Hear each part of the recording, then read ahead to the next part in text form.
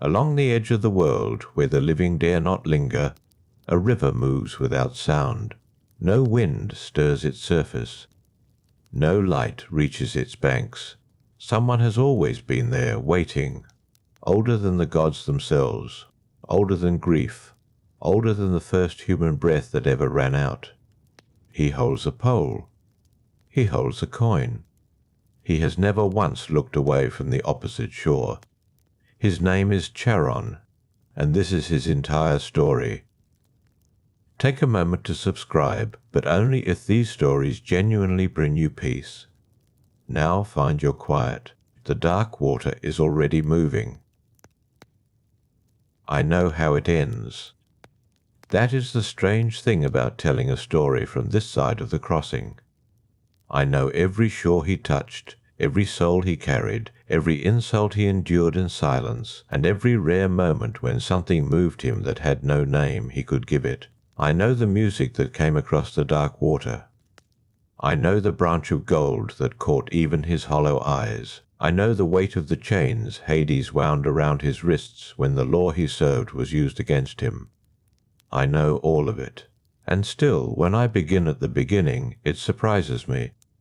Because the beginning was not drama, it was not sound. It was not even darkness, not exactly, because darkness is the absence of something, and where Charon came from, there was no something yet to be absent. There was only the deep, still fact of Erebus and Nyx, his parents, if that word can be stretched to fit beings who were not persons but conditions. Erebus was darkness itself. Not the darkness of a room at midnight, not the darkness behind closed eyelids. The original darkness, the one that existed before any eye existed to notice it. And Nyx was night, not the sky after sunset, not the hours between dusk and dawn, but the primordial principle of night, vast and unhurried, moving across things before there were things to move across. From these two, Charon came. I have tried to imagine it across all the ages of reflection this vantage point allows. The moment before he was, the long pause of Erebus and Nyx, existing in their quiet enormity, and then, without announcement, without ceremony, Charon, already old, already holding something, already facing a direction that would become, in time, a river. He would not have known, then, what a river was. He would not have known what souls were, what payment meant, what a coin felt like between fingers that were not yet accustomed to holding anything at all. But I am getting ahead of the story, and the story does not want to be rushed. It never did. Charon, of all the figures in the long mythology of the Greeks, is the one least suited to rushing. His boat moves slowly. His pole moved with deliberate patience. He understood, in whatever way a being born of darkness understands things, that what he was doing could not be done quickly. The dead would wait. The dead had nowhere else to go. I remember, or rather I know, because this is what memory becomes when you carry a story long enough. I know that there were signs, early, of what was coming, not prophecies spoken aloud. Not oracles burning incense and murmuring futures into the smoke, just the particular texture of certain moments. The way certain crossings felt different from others, charged with something that did not resolve until much later. The sound of a stringed instrument, faint and impossible, carried on air that was not supposed to carry anything. I know now what made that sound. I know the name of the mortal who made it, and I know what he was weeping for, and I know what happened when he looked back at exactly the wrong moment. But in those early crossings, when Charon first learned the feel of his oar and the weight of his ferry, that sound was only a hint, a ripple before the stone lands. And the gold. There was always, in the texture of those ancient days, a quality to certain lights that felt like premonition. A glint along the water that had no source. Charon would not have known to call it the sheen of the Golden Bough, not then.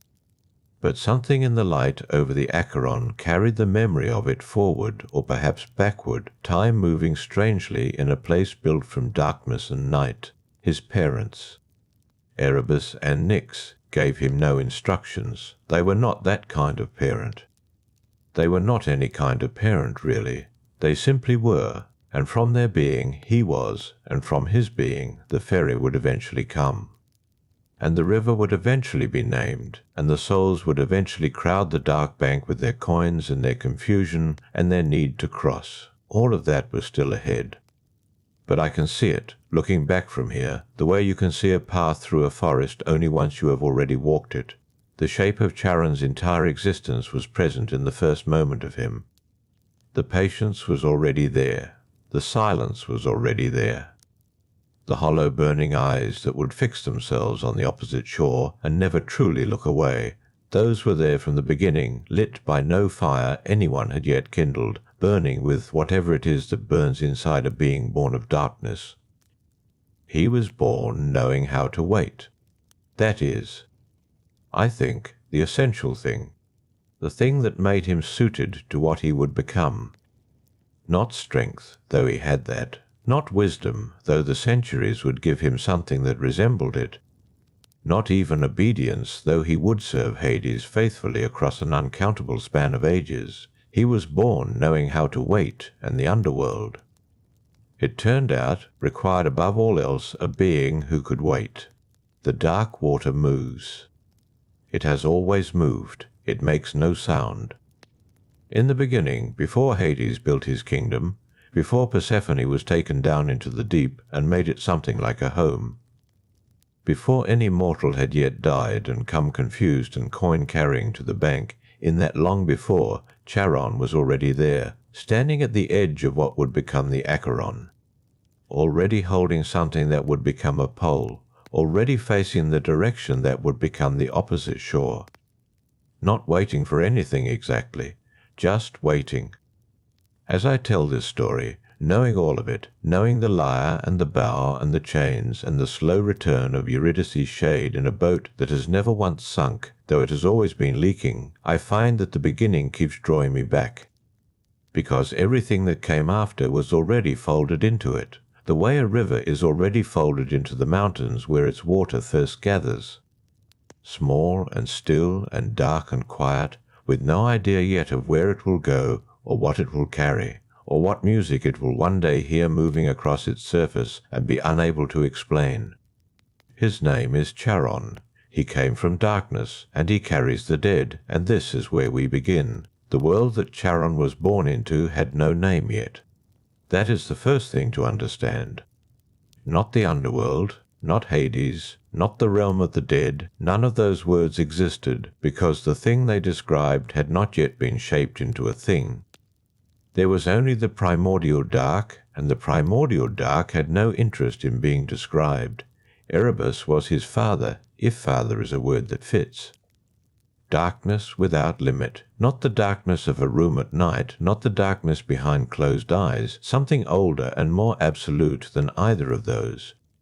Erebus was not a being who moved through darkness. He was the darkness. All of it. The darkness that existed before the sky was raised and the stars were lit. The darkness that pooled in the places where light had not yet thought to go. And Nyx was his mother. Night, yes, but again, not the night of a quiet sky with its dusting of stars. The original night. The one that had no end in the time before ending was invented. From these two, these conditions more than creatures, these forces wearing the thinnest skin of personhood, Charon came. I cannot tell you what that was like. I was not there in any form that could perceive it. But I know it the way you come to know the beginning of a story you have carried long enough, not from experience, but from the accumulated weight of everything that followed. He emerged from them the way shadow emerges from an object when light first strikes it. Not created exactly, revealed. He was dark, and he was patient, and he was old from the first breath.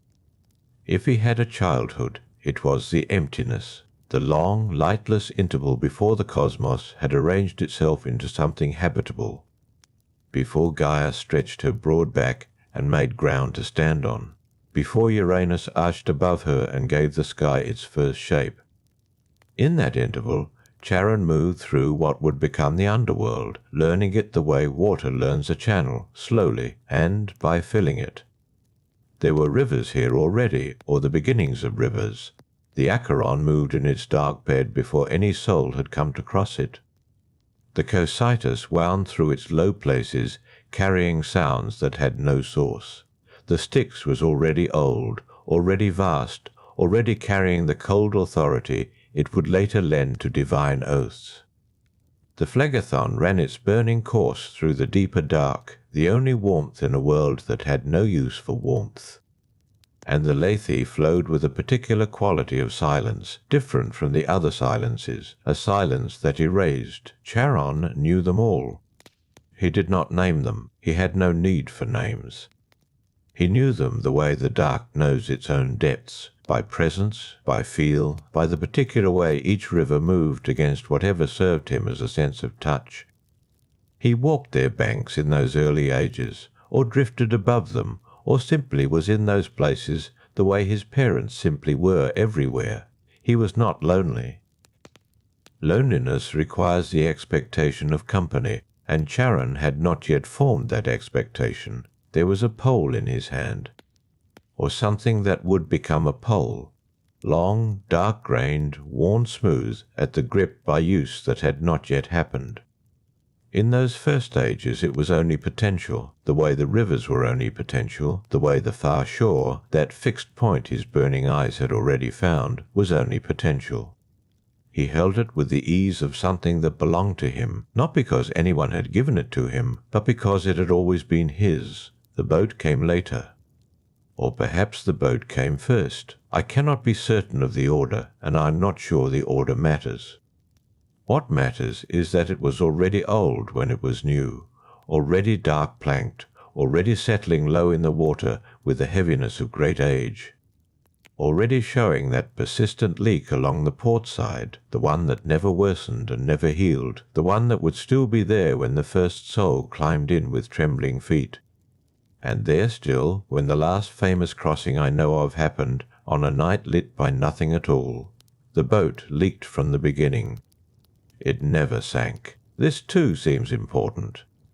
He learned the Acheron in particular. That was his river, the one that pulled at him with something more than gravity. He learned the slight current that moved its surface, too slow to stir anything, too steady to ignore. He learned the places where the dark water deepened and the places where it grew shallow near an unseen bank. He learned the exact distance from one shore to the other, a distance that seemed always the same, and yet somehow always took the same measured, unhurried time to cross. He crossed it. Alone. Many times, or perhaps one long time that only seemed like many. The pole moved, the water parted, the boat held its course. No one watched him from the bank. No souls crowded the near shore with their confusion and their coins. No voice called across the water, no music drifted over it. No golden thing gleamed in air that had no light to make anything gleam. All of that was ahead. He did not know this in those early unmeasured ages. He simply crossed and returned, learning the feel of the water and the particular resistance of the pole and the way the boat responded to weight it was not yet carrying. He was practicing, in a sense, without understanding that he was. The way a river practices being a river for uncounted years before the first ship is set upon it. His eyes had already found the opposite shore, that far bank, darker than the near bank, lower, quieter. Something in those hollow burning eyes had fixed upon it and would not let it go. Even when he returned, pole reversing, boat turning, black water breaking and resettling behind him, his gaze pulled back across to that far side. It was always drawing him. Not with urgency. Nothing about Charon was urgent, but with the steady, unignorable pull of something that has already decided. He would carry the dead there. He knew this, or came to know it, in the slow way that certainties settle into a being made of darkness. Not told, not instructed, simply understood. The way the river understood it was a river, the way the dark understood it was dark. The dead would come. They would stand on the near shore, confused and cold and looking for somewhere to go, and he would be there. He would always be there. He would hold out his hand for the coin, and they would pay. And he would pole them across to the place their shades were meant to inhabit. This was what he was for. He understood it before they were dead, before there was a Hades to give the order, before there was a law to enforce, or a coin to collect, or a name that mortals would learn to fear and teach their children to fear. He understood it the way Nyx understood she was the night, and Erebus understood he was the dark, from their being. He was. From his being, the crossing would come. And the crossing, when it came, would be slow and patient and without end. The boat drifted. The water moved without sound. Then something changed, not quickly. Nothing in that place changed quickly, but there was a shift, slow and vast, the way the floor of a dark sea shifts when something enormous moves through it from below. A new pressure in the air that had no air, a new arrangement of what had always been unarranged. I have tried in the long ages since to find the right word for what happened when Hades arrived, and the closest I can come is this: the underworld recognized him, not because he built it, not because he chose it or claimed it or decorated it with thrones and columns, but because something in the shapeless dark had been waiting for exactly this weight, this particular gravity, and when it arrived, everything settled. The rivers found their final courses. The near shore grew more solid underfoot. The far shore darkened further, became more distinct, became a place that souls would one day be afraid to reach, and then more afraid never to reach at all. Hades came without ceremony. That is what I remember, or what I have constructed from the memory of how it felt to be there when the order was established. He was not loud. He did not arrive with thunder. He simply was present, the way darkness is present when a light is taken away, suddenly and completely and without announcement. Persephone came later. Her presence was different. Where Hades had the solidity of finality, she carried something that did not belong in that place, not warmth exactly, but the memory of warmth. The ghost of it. She would spend half her year above, among growing things, and half below, and I would come to understand that the underworld was gentler in the months she was present. Not softer, not kinder, but less absolute. Even the Charon moved differently when she walked beside it, though I could not tell you how. But all of that came with time. What came first was the law. Hades called me to him, or perhaps he simply directed his attention toward me, and I understood myself to be called. He looked at me with eyes that held nothing I could read, and he spoke with the quietness of something that has never needed to raise its voice. "The dead will come," he said. "They will come to your shore. You will take them across. You will take no one living, and you will take no one without payment. One coin. That is the price of the crossing." I held the pole, and I listened. Those who cannot pay will wait, 100 years if they must. Then, and only then, will you take them across without coin, not before. The law is not suggestion. The law is the river itself. He said nothing more. He did not need to. I understood the law, the way I had understood my purpose, not as something imposed from outside, but as something that completed a shape already present in me. The coin. Of course there was a coin. The crossing demanded weight, and the coin would provide it. Not for my sake. I had no use for coins, no hunger they could satisfy, no market I would ever visit to exchange them. The coin was for the dead. It was something they had to carry deliberately, something the living had to think to provide. It made the crossing intentional. It made it an act of care. That small piece of metal placed on the eyes, or pressed between the lips of someone whose hands could no longer hold anything. The law gave the living a way to love the dead from across the distance they could not themselves cross. I did not think of it in those terms then. That understanding came later, shaped across ages of watching the living grieve at the edges of things they could not follow their loved ones into. What I understood in that first moment was simpler. There is a rule. I will enforce it. And then the dead arrived. I do not remember the first soul clearly. Retrospect softens certain details and sharpens others, and the first soul has blurred in the way that first sometimes do when 10,000 repetitions have followed. What I remember is the quality of their presence on the bank, that particular bewilderment. They had been one thing, breathing, warm, solid, moving through a world of colour and sound, and now they were this, thin, cold, unsure whether the ground beneath them was real or simply the idea of ground. They looked at me. I looked at them. I held out my hand. There was a coin. They placed it in my palm. I turned without speaking, and they followed, stepping into the boat with feet that barely registered on the dark planks. The port side leak continued its slow seep, as patient as ever. The pole found the river bottom. The Charon moved beneath us, neither welcoming nor hostile, simply present the way it had always been. We crossed. I did not speak, neither did they.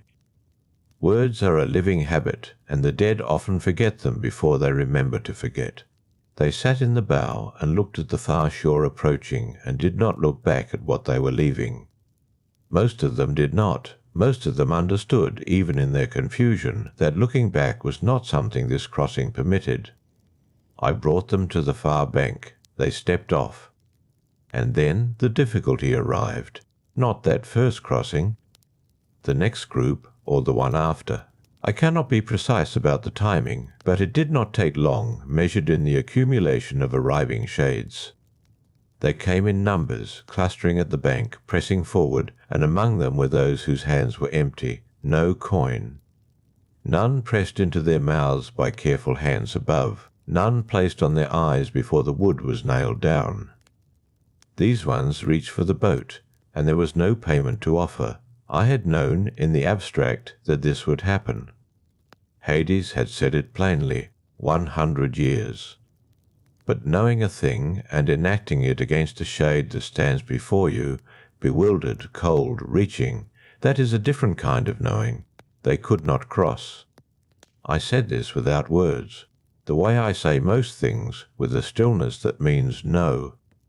The withdrawal of the held-out hand, the setting of the pole back to the river bottom, the slight push that moved the boat a foot beyond their reach. Some of them argued, not with anger. Anger comes later, if it comes at all, and many of the dead arrived past it.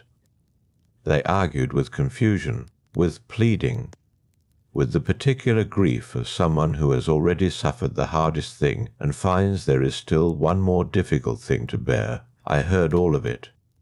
I did not move. This was the first conflict I carried.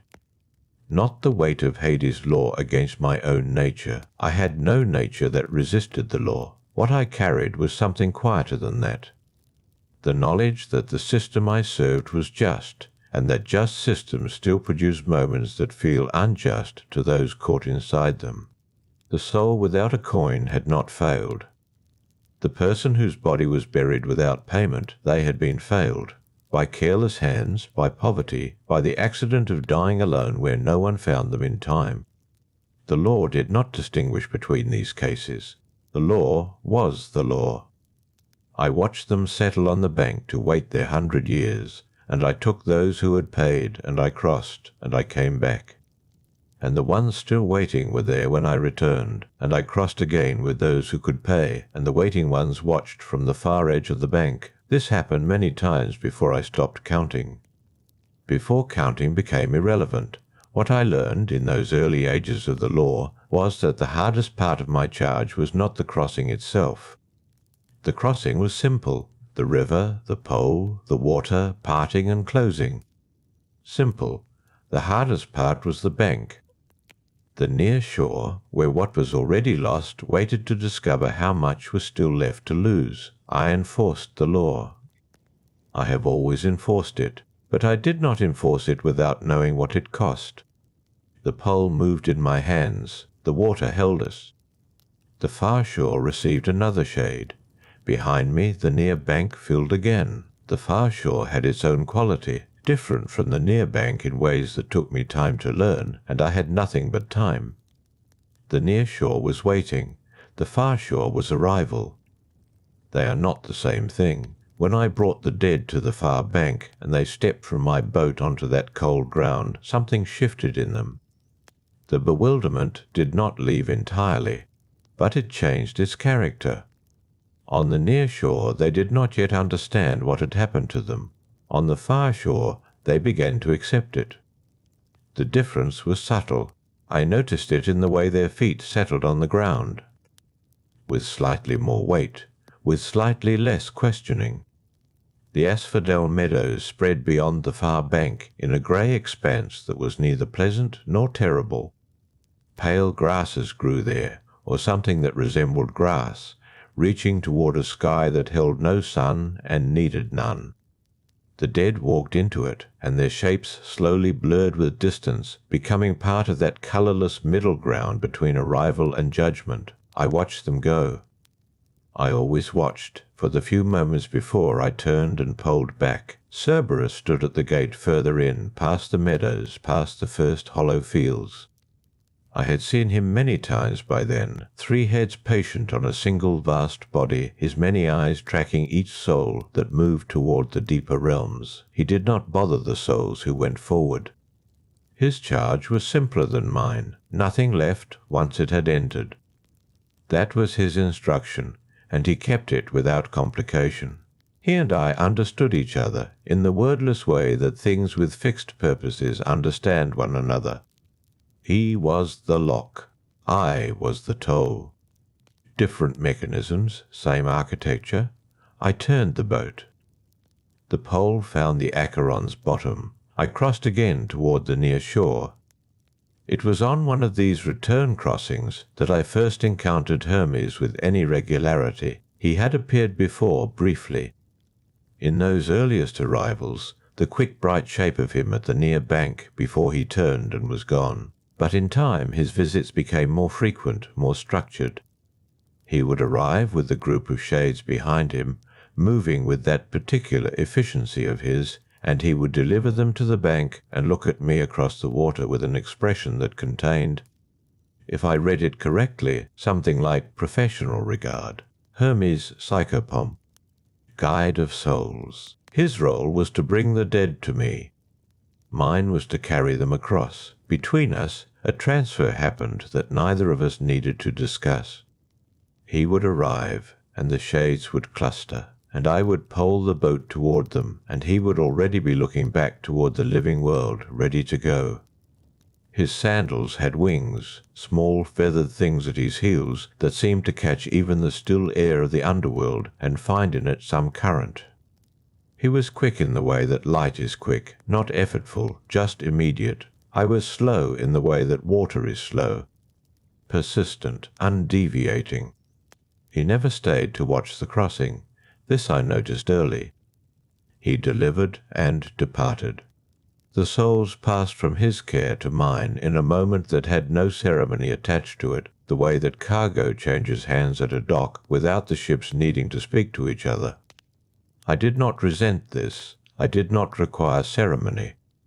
But I observed him in those brief moments at the bank, this god who moved between worlds more freely than any other, who carried messages across boundaries that nothing else could cross. He knew death the way a postman knows addresses, by accumulation, by repetition, without being touched by what he carried. This was his gift and his design. Mine was different. I did not move between worlds. I moved across one boundary, back and forth, and that boundary was mine entirely. Some days, if days can be said to exist in a place that has no sun, he would pause before he left. He would stand at the water's edge while I set the boat for departure, and there would be something in his posture, relaxed, unhurried, unusual for him, that suggested he was in no immediate rush. On these occasions I sometimes felt him watching the water the way I watched it, not as a worker watches a tool, but as a resident watches something familiar. He never said much. This also suited me. Once, in what I judged to have been a very early age, he arrived with a larger group than usual, soldiers, many of them, still in the attitude of battle, tense in the shoulders, holding the ghost forms of their weapons. Wars above produced these arrivals, sudden and numerous. the dead coming in clusters rather than the ordinary trickle. Hermes had delivered them to the bank and was already turning when one of the soldiers tried to follow him back, not toward me, toward the living world. The soldier had not yet understood, or had understood and refused to accept, which sometimes happened in the early hours of dying. Hermes stopped. He turned back. He said something quiet to the soldier. I was too far out on the water to hear, and I would not have needed to. The soldier went still. Then slowly he turned and walked to the bank and waited for the boat with the others. What Hermes said, I never knew. Whatever it was, it worked without force. That was his particular skill, a rearrangement of understanding so gentle that the person being redirected barely noticed it had happened. I brought the boat in. The soldiers filed aboard in the way soldiers do, with a kind of mute formation, standing rather than sitting. Even when there was nothing left to stand in defense of, I poled us across. The Cocytus ran to my left as I crossed, running dark and slow alongside the Acheron without ever fully joining it, the Lamentation River. I had listened to it for as long as I had been here, and it never troubled me exactly. But it was present in the way that grief is present in a house, not overwhelming, not even loud, simply a sound that you would notice if it stopped. The dead on the boat sometimes looked toward it. The soldiers did not. The far bank received them. They stepped off. I watched the grey meadows take them in. When I returned, Hermes was gone. The bank held only the next group of waiting shades, patient and cold, some with coins and some without. I sorted through them in the manner I had learned. One group to the boat, the others to wait. This was the ordinary shape of my days. Not dramatic, not celebrated. The Erinnyes moved on the far shore sometimes, 3 dark figures at the edge of the meadows, watching the newly arrived with those burning attentive eyes. Alecto, Megara, Tisiphone. Their function was different from mine. They concerned themselves with guilt, with debts carried from the living world. I delivered. They examined. Between my bank and their gaze, every soul passed. The river moved under my pole. The boat creaked at the port side in its patient way, the seam never closing, the water never winning. I crossed and recrossed through the grey ages, learning the depth of the Acheron at every point, learning which currents ran near the bottom and which at the surface. Learning the silence of the dead in different seasons. Not every crossing was the same, though the differences were small. Some souls were heavier than others, not in weight, none of them weighed much, but in presence, as if the life they had left had been more concentrated, denser with living. They sat in the bow, and the boat sat fractionally lower, and I felt it through the pole. Others were almost nothing, already partly dissolved into the grey. I ferried all of them without distinction. That was the whole of my charge, and I kept it without question, crossing back to the near shore each time to find more waiting, to find Hermes if he came, to hold out my hand, to read what each soul brought or did not bring. The bank filled. The bank emptied. The bank filled again, and then, in what I now recognize as an early chapter of my long service, came the first one who arrived without a coin.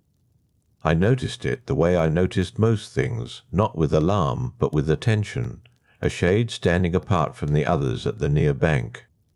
Not wandering, not weeping, simply standing, as if waiting to be told what to do next. Hermes had not delivered this one.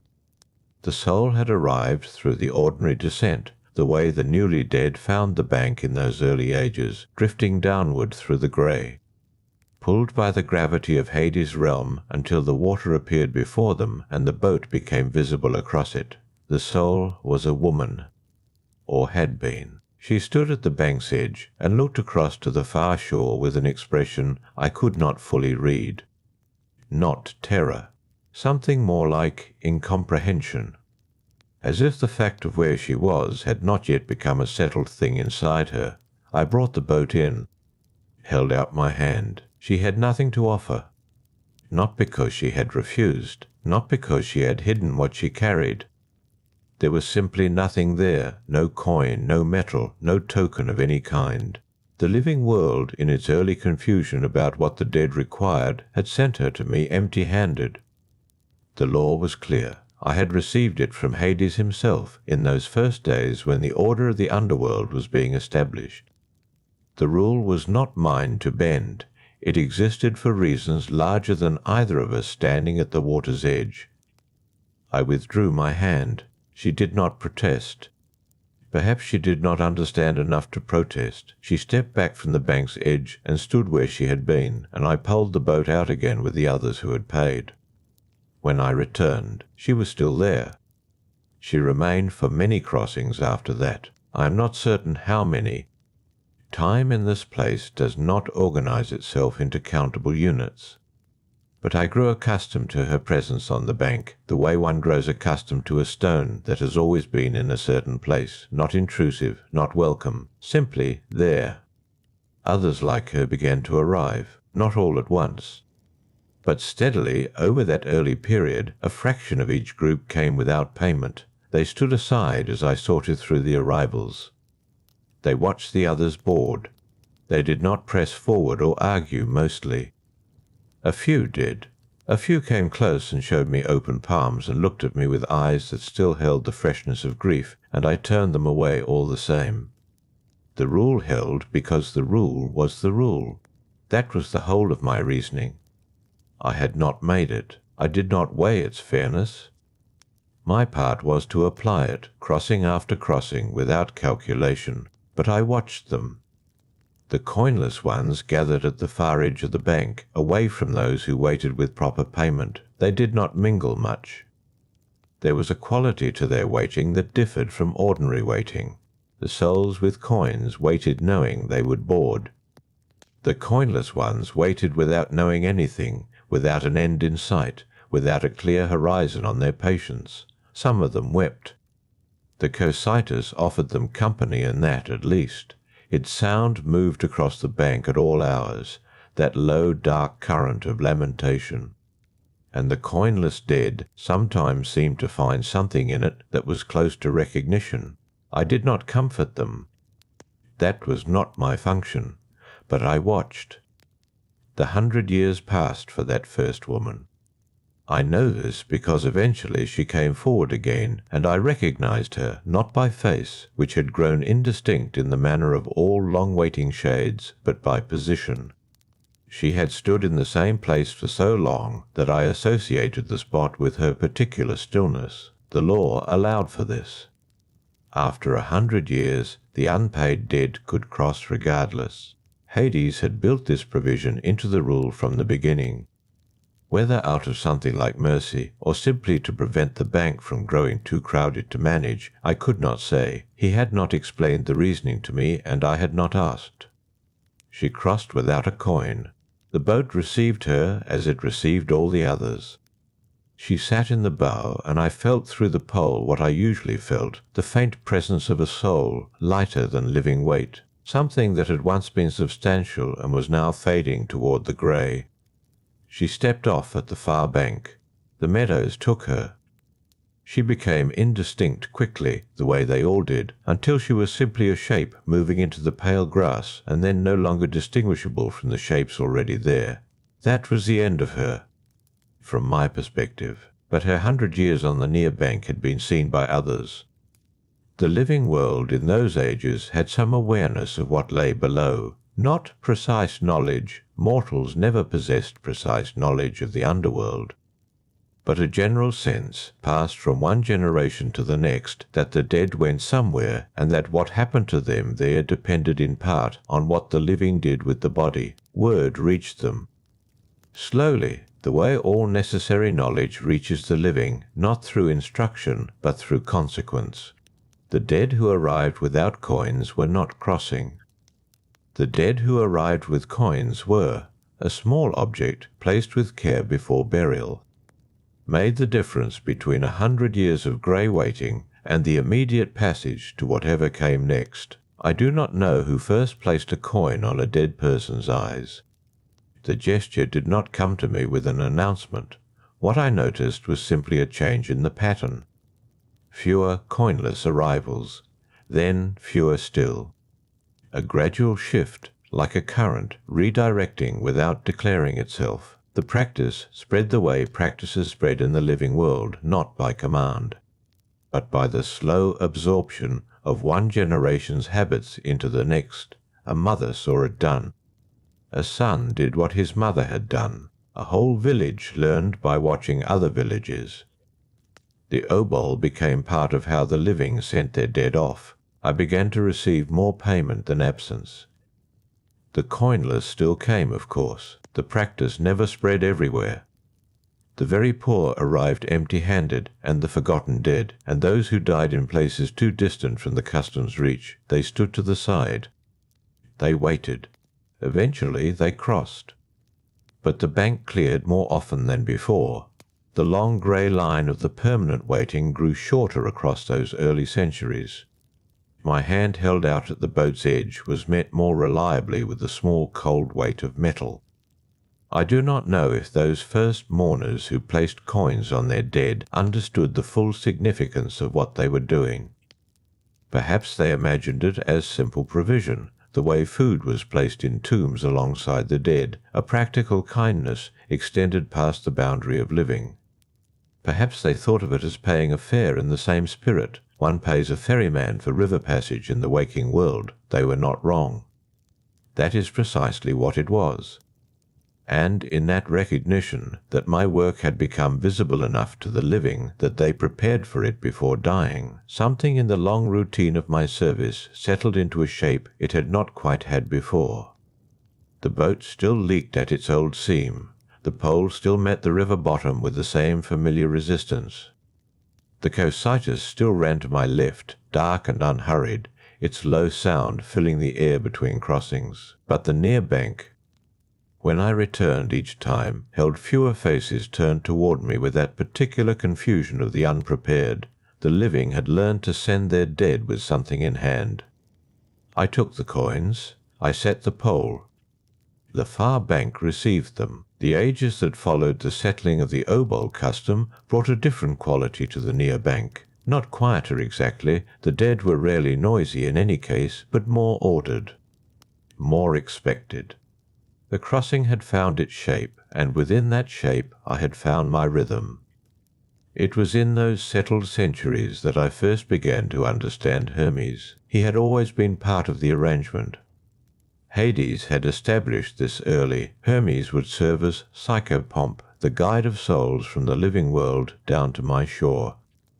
He would collect the newly dead at the moment of their departure and shepherd them through the territories between, through the caverns and the grey descending passages, past the places where the world above gave way to the world below, and deliver them to the Acheron's bank. Then he would turn around and go back. This was his function. It was as clearly defined as my own. But functions and the beings who carry them out are not identical, and it took some ages before I understood the difference. The first thing I noticed about Hermes was the speed. When the dead arrived without him, they drifted downward slowly, losing certainty with each step, arriving at my bank with that characteristic confusion I had come to expect. Their faces held the look of people who had walked a road they could not quite recall having chosen. They assembled at the bank gradually, in small groups, uncertain of their own ages. When Hermes delivered them, they arrived with more coherence. Not peace exactly. Peace was not something he offered, and it was not something the newly dead were usually equipped to feel. But coherence. They knew where they were standing. They could locate themselves within the transaction of death with a clarity that his guidance had somehow given them. Hermes moved at a pace that even I, who had existed since before the first soul arrived, found difficult to track. He would appear at the top of the path with a line of shades behind him, and before I had set down my pole he was already speaking, not to me always, but to the dead themselves, offering whatever last orientation he judged useful before their crossing. "Take your coin," he would say, or some equivalent. "The ferryman is waiting. The far bank is there. You have been brought this far." Then he would look at me with those quick, bright eyes, the eyes of a god who found everything interesting. including the grey and the dark, and there would be a moment of acknowledgement between us that was not quite a greeting and not quite anything else. Then he would be gone. Back up the path. Back toward whatever next task his role required. I would watch him go sometimes, not for long. The souls needed boarding. This was the shape of our interaction for a very long time, and I would not have called it a relationship then. I would have called it a procedure. He brought them. I took them. The logic was clean. But procedures, observed closely enough, acquire texture. I began to notice that Hermes modified his delivery depending on what he was bringing me. Large groups he handled with a kind of cheerful efficiency, keeping them moving. Preventing the particular stalling that large crowds of newly dead were prone to, the tendency to cluster and mutter and lose momentum in the proximity of others equally lost. Smaller groups he handled with more attention, speaking to individual shades directly, answering questions that would have no satisfying answer, but that the dead needed to voice regardless. Solitary arrivals he handled differently again, carefully, with something I can only describe as attentiveness, though attentiveness in Hermes was different from attentiveness in other beings, not slower. But more concentrated, his brightness focused into a narrow point rather than scattered outward. These solitary arrivals were often the difficult ones. The young, the sudden dead. Those who had left the living world with no preparation, no illness preceding, no age to make the transition comprehensible. They arrived at my bank still wearing the expressions of interrupted lives, and Hermes, who had guided them down alone, delivered them to me with a care he did not perform and did not announce. He simply placed them, gently, within reach of my boat. I noticed this without commenting on it. Hermes and I did not exchange many words. This was partly my nature. I am not a god of words, and partly his, which held so many words that the ones directed at me were chosen with a precision that suggested he understood economy was what I responded to. He called me ferryman sometimes. He never called me old, though I was older than he was by any meaningful measure. He said my name rarely, and when he did, it was without the slight inflation that gods sometimes apply to the names of beings they consider lesser. He said it flat. Charon. The way you say the name of someone you expect to still be there when you return. There was one detail about Hermes that I found useful without initially understanding why. He remembered the dead.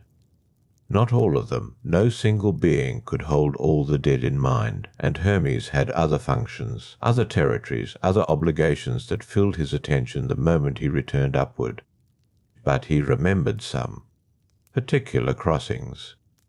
Particular shades who had said something unusual on the way down, or whose manner of dying had been strange, or whose story was tangled enough that it had lodged in him. He would sometimes mention these in passing. A shepherd who had died saving a lamb and arrived still thinking about the lamb. A woman who had spent her whole descent asking about the weather, not in confusion, he thought, but because weather was what she had always discussed when she didn't know what else to say. These small reports were not necessary. They changed nothing about my work. A shade was a shade at my bank, regardless of what had been said on the path down, but I found that I received them. I filed them into whatever accumulation constitutes my memory, where they settled alongside the 10,000 ordinary crossings that surrounded them. Hermes, I came to understand, was the only other being in the underworld's architecture who moved between its layers, who crossed from one world to the other and back repeatedly, and who therefore held the two worlds in mind simultaneously. I held only the crossing. He held the context. Between us, we held more of death's full picture than either could hold alone. He returned upward each time with the ease of a god for whom the threshold between worlds was merely a door. I remained at the bank, took up my pole, and set the boat across the dark water. The Cocytus ran to my left. The far bank received its grey arrivals. Hermes was already gone. There came a time when the bank fell silent in the wrong way, not the ordinary silence of a slow crossing, when souls were few and the Acheron moved without disturbance. And the dark above the water pressed down soft and unremarkable. That silence I knew. It had texture. It was the silence of a thing continuing in its proper rhythm. This was different. I noticed it first as an absence. Hermes did not come. One day passed in the underworld's particular measure, not by light, which never changed, but by the accumulation of water sounds and the distant moan of the Cocytus and the small shifts in the air that I had learned. Over countless ages, to read as time. Then another. Then another. No souls arrived at my bank. I waited. This was not unusual in itself. There were sometimes periods of lesser flow, when the living world was briefly generous with itself, when fewer people died, but the flow had never stopped entirely. Not once in all the ages I had stood at this shore had my bank been completely empty for more than the span of a few hours. Now the bank stayed bare. The stones were dry. My boat rode high in the water, unweighted by passengers. I stood with my pole and I waited, and I understood, by the quality of that emptiness, that something had gone wrong at the far end of the path. What I learned later. In pieces, from Hermes when he finally returned, and from fragments carried in the distressed murmur that eventually moved through the underworld's various precincts, was this: a king named Sisyphus had done what no mortal was meant to do. He had found Thanatos Death himself, who moved through the living world collecting what was owed, and had bound him, chains by some accounts, a pit by others. The specific mechanism mattered less than the result. Thanatos was held fast somewhere in the upper world, and without Thanatos moving freely, the living could not die. And if the living could not die, no shades descended the grey passages. And if no shades descended the grey passages, nothing arrived at my shore. The world above, I was told, had grown strange because of it. Men who should have died lay wounded but would not pass. Soldiers fallen in battle remained stubbornly present, inconvenient, neither living nor dead in any proper sense. The natural processes that governed the living world began to stutter. Even the gods found it troubling, not out of compassion, but because a world where nothing died was a world where balance was unmade. Ares, they said, complained loudest. His battlefield work had become meaningless. What satisfaction is there in a war where no one finishes dying? Eventually, Sisyphus was forced to release Thanatos. The precise details varied depending on who told the story. What mattered was that the binding ended and Thanatos resumed his work, and within what felt to me like no time at all. The path filled again with the sounds of descent. But Sisyphus was not done. He had arranged, before his own death finally came, to give his wife instructions. She was to perform no burial rites, no coin placed, no proper ceremony observed. When his shade arrived at my bank, and it did arrive, carried down by a very tired Hermes who said nothing but whose expression conveyed considerable exhaustion, Sisyphus stood before me with no coin and a plan. He said he needed to return to the living world, briefly, only to scold his wife for her negligence, to ensure the rites were properly performed. He would come back, he said. He made this sound entirely reasonable. I did not believe him. I almost did not let him go. This is the part I carry with me in retrospect. The moment at my bank where I held his shade in the accounting of my attention, and felt something that was not quite doubt, but was adjacent to it. Sisyphus was persuasive in a way that few shades were persuasive. He had the manner of a man who had spent his whole life finding angles, and death had not entirely taken that quality from him. I turned him back, or I should have. What happened, and I have arranged this memory carefully over the long time since, was that Persephone, ruling in Hades' absence, granted him temporary return. This was not my decision. The authority resided above me in that moment. Sisyphus left. He did not come back. My bank was not empty again after that. not in the same way Thanatos had resumed his proper work and the dead arrived steadily. But for a time, the disruption left a mark on the running order of things. Souls that should have arrived in sequence were displaced. The accounting was tangled in ways that took many crossings to resolve. I did not feel anger exactly. Anger implies a kind of heat I have never much possessed. What I felt was closer to a structural displeasure. Something had interfered with the mechanism, and the mechanism was what I was. Hermes, when he came next, paused longer than usual at my bank. He looked at me with those quick eyes and said, "Sisyphus is back above." "I know," I said. He said nothing more on the subject. He understood there was nothing more useful to add. Sisyphus would return eventually. The path only went one direction in the end, regardless of what a man's cleverness might temporarily arrange. Hermes knew this. I knew it. We stood with that shared knowledge in the grey air between us for a moment, and then he turned and went back up the path. Sisyphus did return in time. Hermes brought him again, and the second arrival had none of the plausibility of the first. He was just a shade by then, a king's shade, with a king's self-possession, but a shade none the less. He paid his coin. He crossed. He went to his particular place in the deep order of the underworld, and whatever awaited him there was not my concern. My concern was the crossing. That had always been my concern. But the disruption had shown me something I had not previously needed to look at directly. The order I maintained was not impervious. There were things outside my bank, outside my pole and my boat and my grey water that could unsettle the work. Kings with too much cleverness, gods who made temporary concessions. The living world, which was always generating exceptions. I had been, before that silence, something close to certain. Certain that the work continued, that the flow was uninterrupted, that my shore would always receive what it was owed. After Sisyphus, I was the same ferryman I had always been, but I was certain in a different way.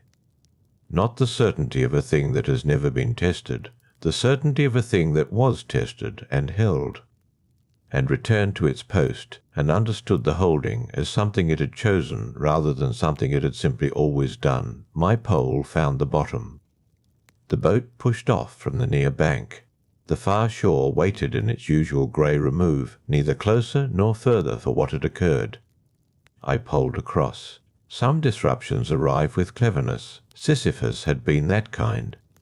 He came with words arranged carefully, with reasons that almost held their shape under examination. His disruption was the kind that required a mind to execute. Heracles arrived with none of that. He arrived with his body. Which was argument enough. I remember the weight of that day, if day is the right word for something that happens in a place without days, as a particular kind of pressure. The shades waiting on the bank felt it too. They drew back from the water's edge without quite knowing why. Something in the air had changed. Something was coming down the path that was not a shade. The sound reached me first, footfalls that struck stone as though stone were an inconvenience. The sort of approach that moves air before it arrives. I had been poling back from the far shore, my boat riding high and empty, the grey water parting before the bow in its usual quiet way. Then I heard him, and I slowed.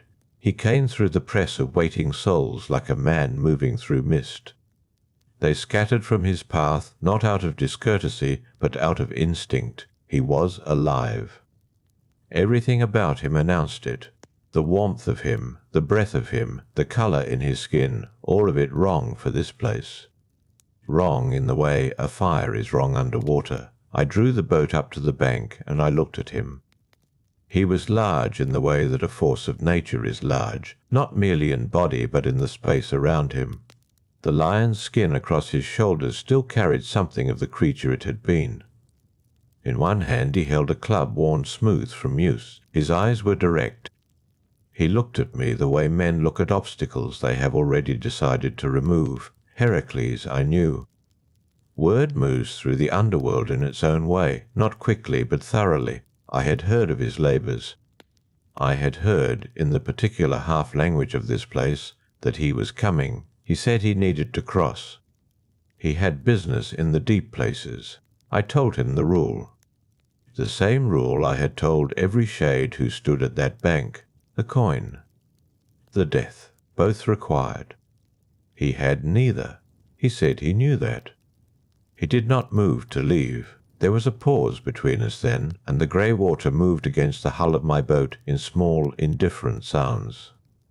The shades behind him had gone very still. Even the distant lamentation of the Cocytus seemed to drop in volume, as though the river itself was attending. I told him again, no crossing without coin. No crossing without the completion of dying. These were not my preferences. These were the terms by which this place was ordered, the terms I had received from Hades himself when the underworld was first given its shape. Heracles reached out and took hold of my boat, not by way of request. He simply took it, his hand closing on the rail with a grip that had once strangled the life out of the Nemean lion. The wood groaned. The boat tipped toward the bank. The water sloshed and found the bottom of the hull and ran across my feet. I did not move quickly. I do not move quickly. But I straightened and I looked at him fully, and what passed between us in that moment was not a conversation. It was a direct appraisal of what each of us was willing to do. He was stronger than me. This was plainly true, and I did not waste effort denying it. His strength was the kind that remakes the physical world through contact.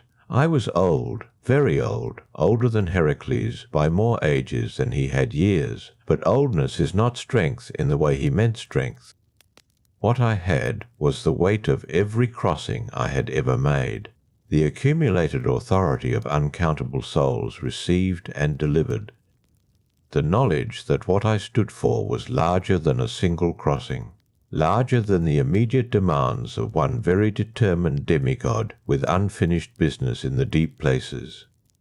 None of that was a useful argument against a man who had reorganized the world repeatedly through force. He pulled the boat to the bank.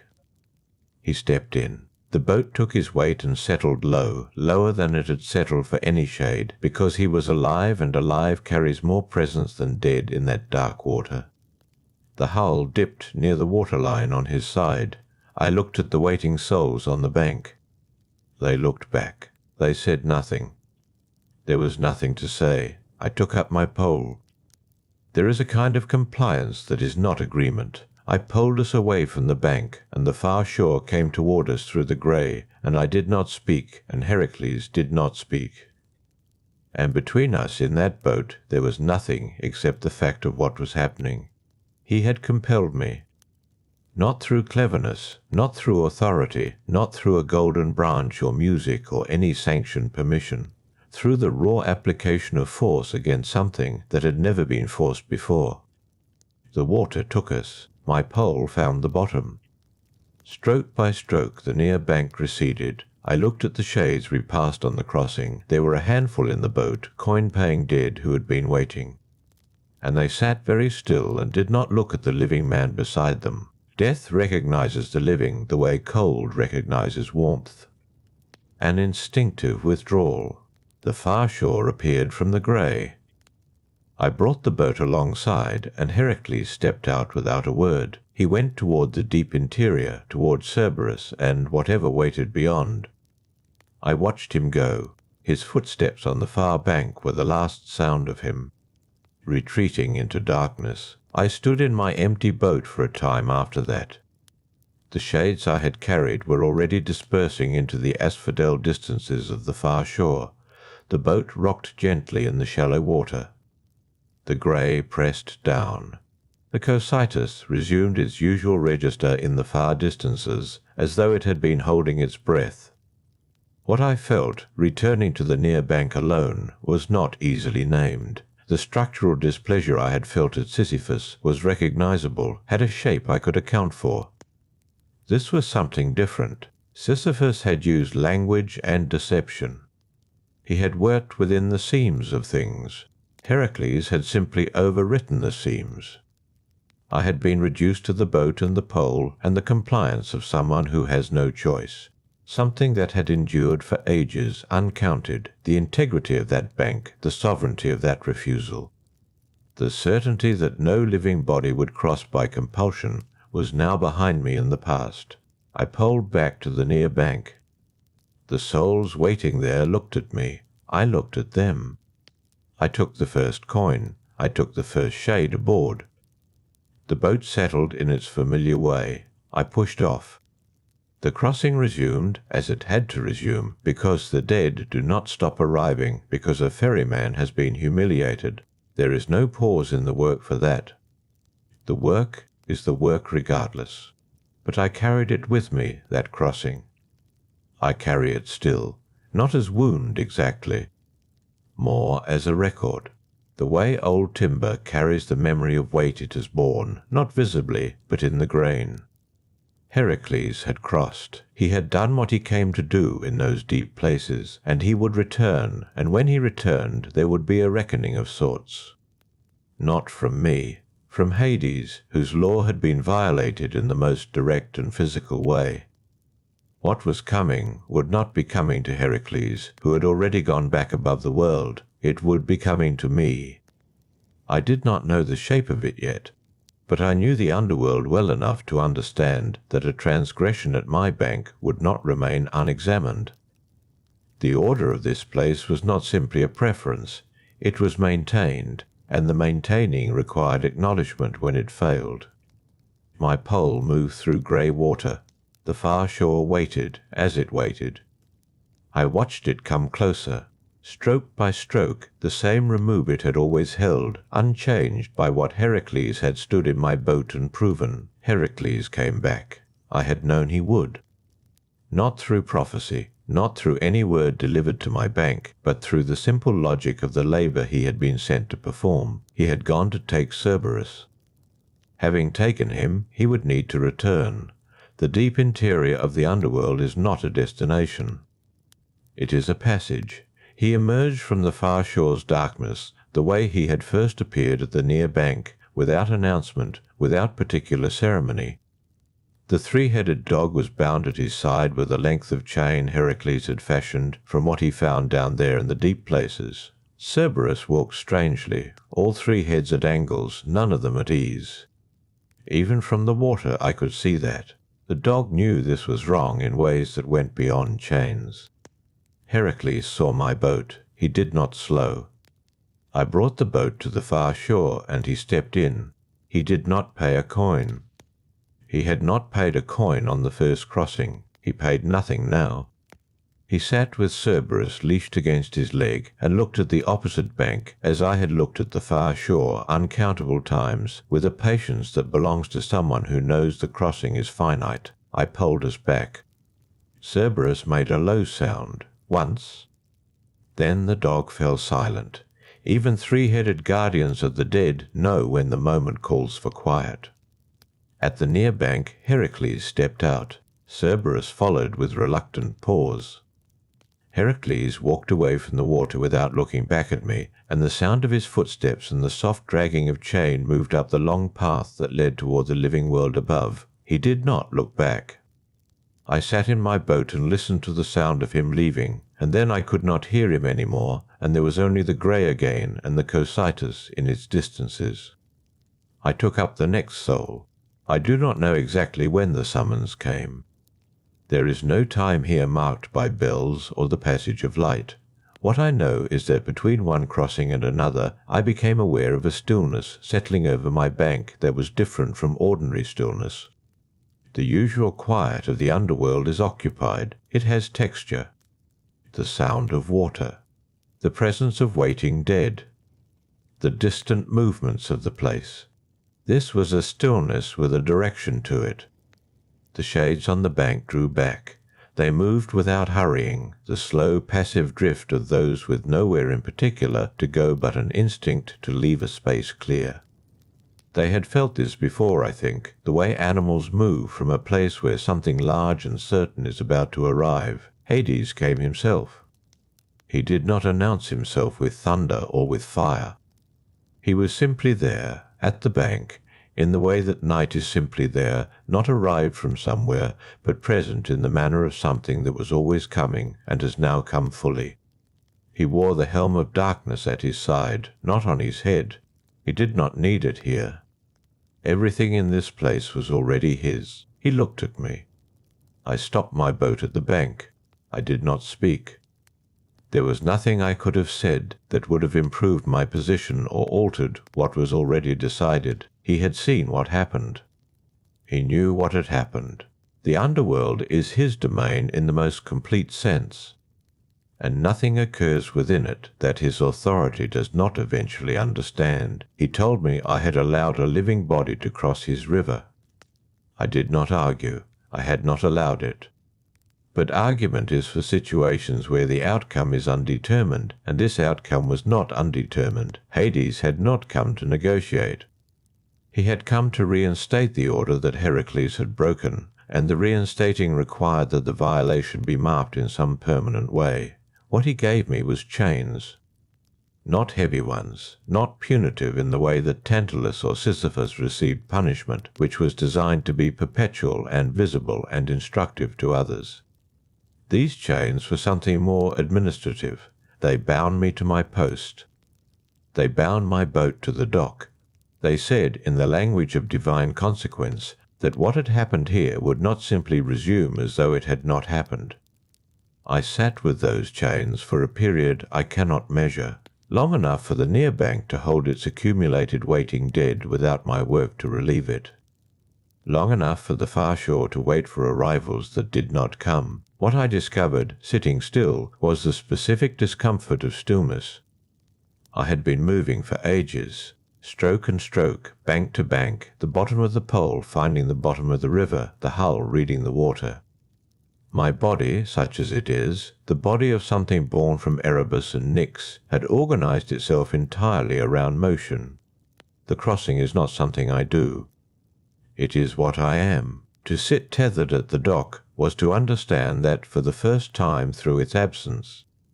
The chains were not painful. They were simply irrefutable. They sat at my wrists, and my boat sat at the dock, and the grey water moved past without me in it, and the souls on the bank stood waiting, and the Cocytus lamented at its distance. And none of it involved my pole finding the bottom, which is the only thing I know completely. Hades lifted the chains in his own time.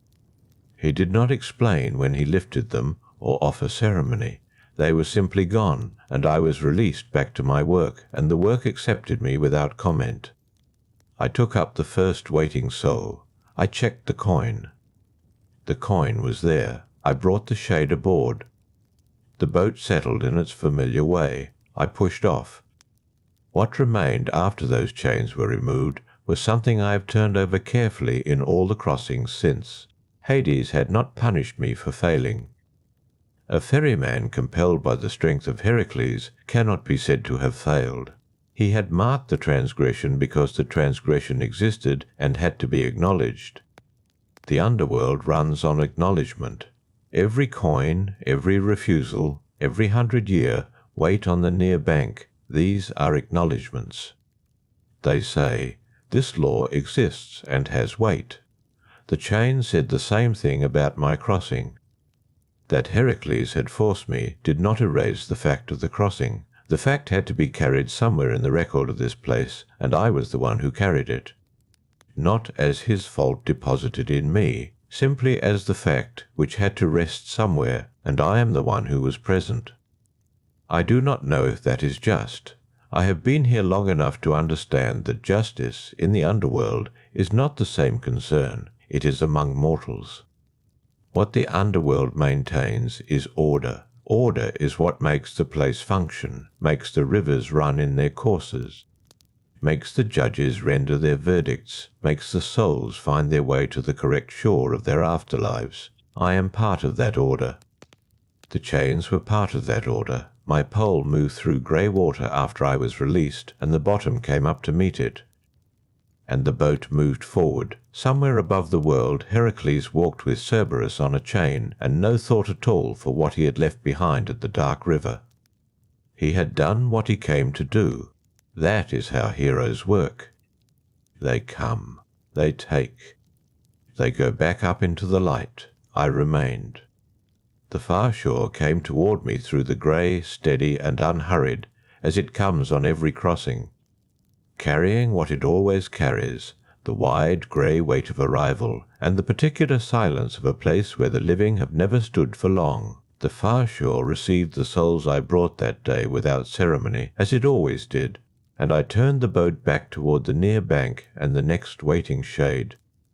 I did not know then that what came next would take longer to understand than the chains had. Crossings accumulated. One and then another. The grey water accepted the pole. The bottom came up reliably. The hull read the current in the way a hull does when it has known a river for longer than most things have existed. I counted coins and carried shades and set them on the dark earth of the far shore, and they moved away from me without looking back, as they do, as they all do. Time passed in the way time passes in a place without sun, not in ours.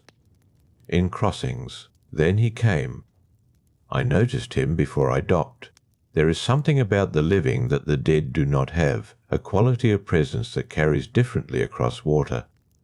The dead arrive at the bank with a kind of settled weight, resigned, already given over to what they are. The living carry disturbance. They carry warmth and urgency, and a faint, involuntary brightness that the grey light of this place cannot quite absorb. Heracles had carried that brightness like a weapon. This one carried it like an open wound. He stood at the near bank among the waiting shades, and the shades had drifted slightly away from him. Not in the instinctive clearing that Hades had caused, but more gently, as though they sensed something in him that made them want to give him room. He was young, or appeared young, dark-haired. He carried a lyre across his back, and even before he touched it there was something about him that made the grey air feel different, attended in some way I had no word for. I docked. I did not speak first. I never speak first. I wait for them to declare themselves, the coin or the lack of it, and I decide from there. He looked at me. His eyes were red from grief, so recent it was still raw in him, still moving. He did not reach for a coin, he reached for the lyre. I have been on this river since before the first mortal died. I have heard every sound this place produces.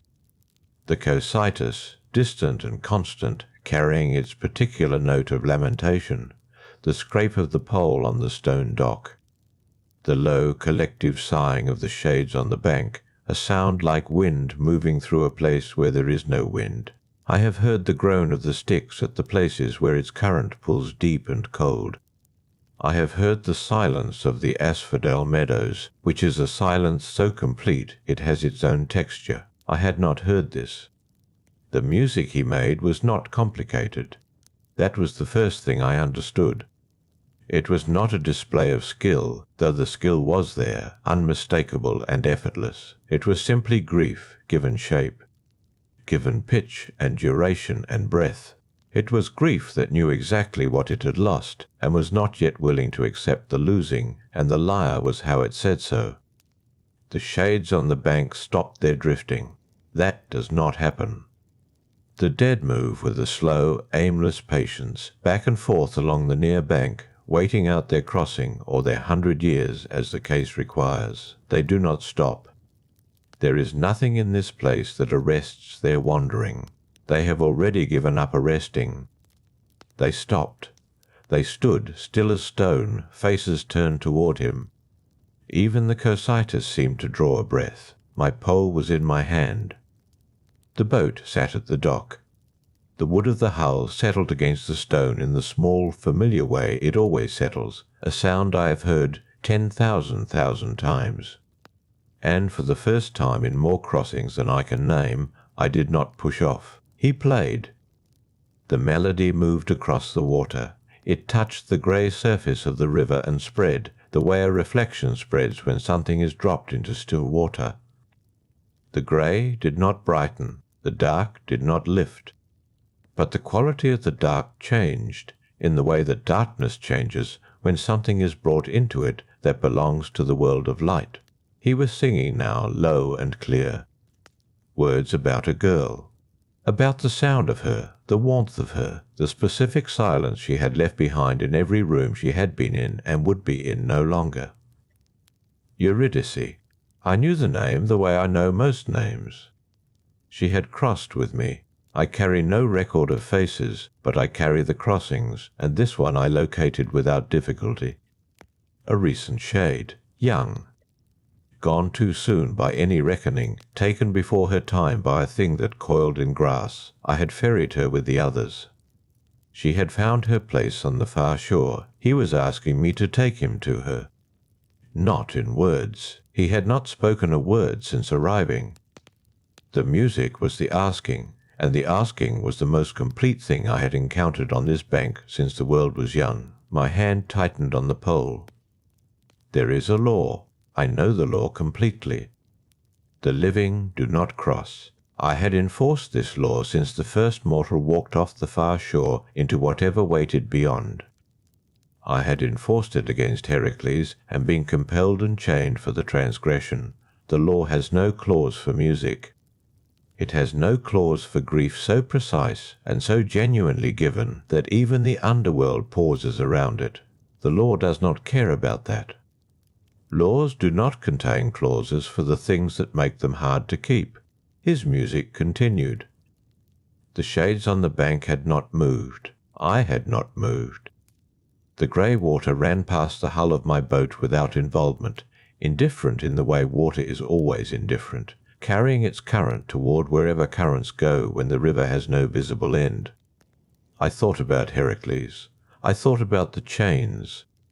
I thought about the specific quality of this music, which was not force and not demand, and not the arrogance of a hero who has decided that what he wants supersedes what the law requires. This was something else. This was a mortal who had lost what he could not replace, and had come to the only place where replacements might exist, and was asking with the only thing he had. He did not demand passage. He only played. And I, who had been moving for ages and understood myself through motion, felt something in me move differently, not the motion of a crossing. Something with no name in the vocabulary of ferrying. I looked at him for a long time. He met my eyes and kept playing. I stepped back from the stern and gestured once toward the bow of the boat. He stopped playing. Just for a moment, and in that silence I heard what the music had been covering. Nothing. No breath of wind, no wandering of shades. The entire near bank held without sound, waiting to see what I would do. He stepped into the boat. The hull settled, not the weight of the dead, which is familiar and known. The warmth of the living, settling into old wood. The boat took him aboard, and I felt it adjust, felt the hull read this different weight and account for it. I took up my pole. I pushed off. The grey water accepted us, and the far shore began its slow approach through the dark. Carrying what waited there in silence, including a girl who had crossed alone and did not know yet that someone had followed her down, he played through the entire crossing. I had not expected that. Most living things that find themselves on my water go quiet with fear. The river does something to the breath of mortals. It presses against them. They feel the dark and the cold and the absence of sky, and whatever sound was in them gets swallowed by all of that. Even the ones who arrived with courage tend to lose it somewhere before the far shore comes into view. Orpheus did not go quiet. He sat in the bow with his lyre across his knees, and he played with his eyes forward, looking toward where we were going. Not a performance. Not a demonstration for me or for the shades, still standing frozen on the near bank behind us. He played because the music was the only thing he had that was still connected to her, and stopping it would have meant arriving at the crossing with nothing. I understood that, though I would not have said so aloud. The dead on the boat were different with him aboard. The usual crossings have a particular silence to them. Shades do not speak much. They have already done whatever speaking was left in them back on the near bank, sometimes crying out names of people still living. sometimes simply standing with their mouths open as though words had dissolved before reaching air. By the time they board the boat, most of them have settled into something quieter. They sit and they wait, and they do not look at each other. That crossing, they tilted their heads toward him. Slight adjustments, barely visible, but I saw it. An old woman who had arrived with her hands pressed flat against her thighs, the way someone holds themselves still when they are afraid of what comes next, loosened her fingers. A young man in the middle of the hull, who had been looking at the water with the blank, fixed gaze of someone trying not to think, closed his eyes instead, not the closing of despair. Something else, something that looked, from where I stood, like rest. The music did that. I kept my pole moving in the steady rhythm I have kept across more crossings than I can calculate.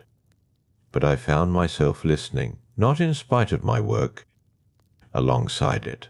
The melody moved through the dark air of the river, and I let it move through me as well, the way the river's current moves through the hull without the hull resisting it. He sang her name once, low and clear, and did not repeat it. He did not need to. The name had settled into the wood of the boat. I thought I would carry it for some time in the grain of the hull, the way the boat carries certain crossings differently than others. Heracles had left a dent in the stern from the force of his stepping aboard. This was not like that. This was quieter and would last, I suspected, longer. The far shore came forward through the dark. I watched his face when it appeared.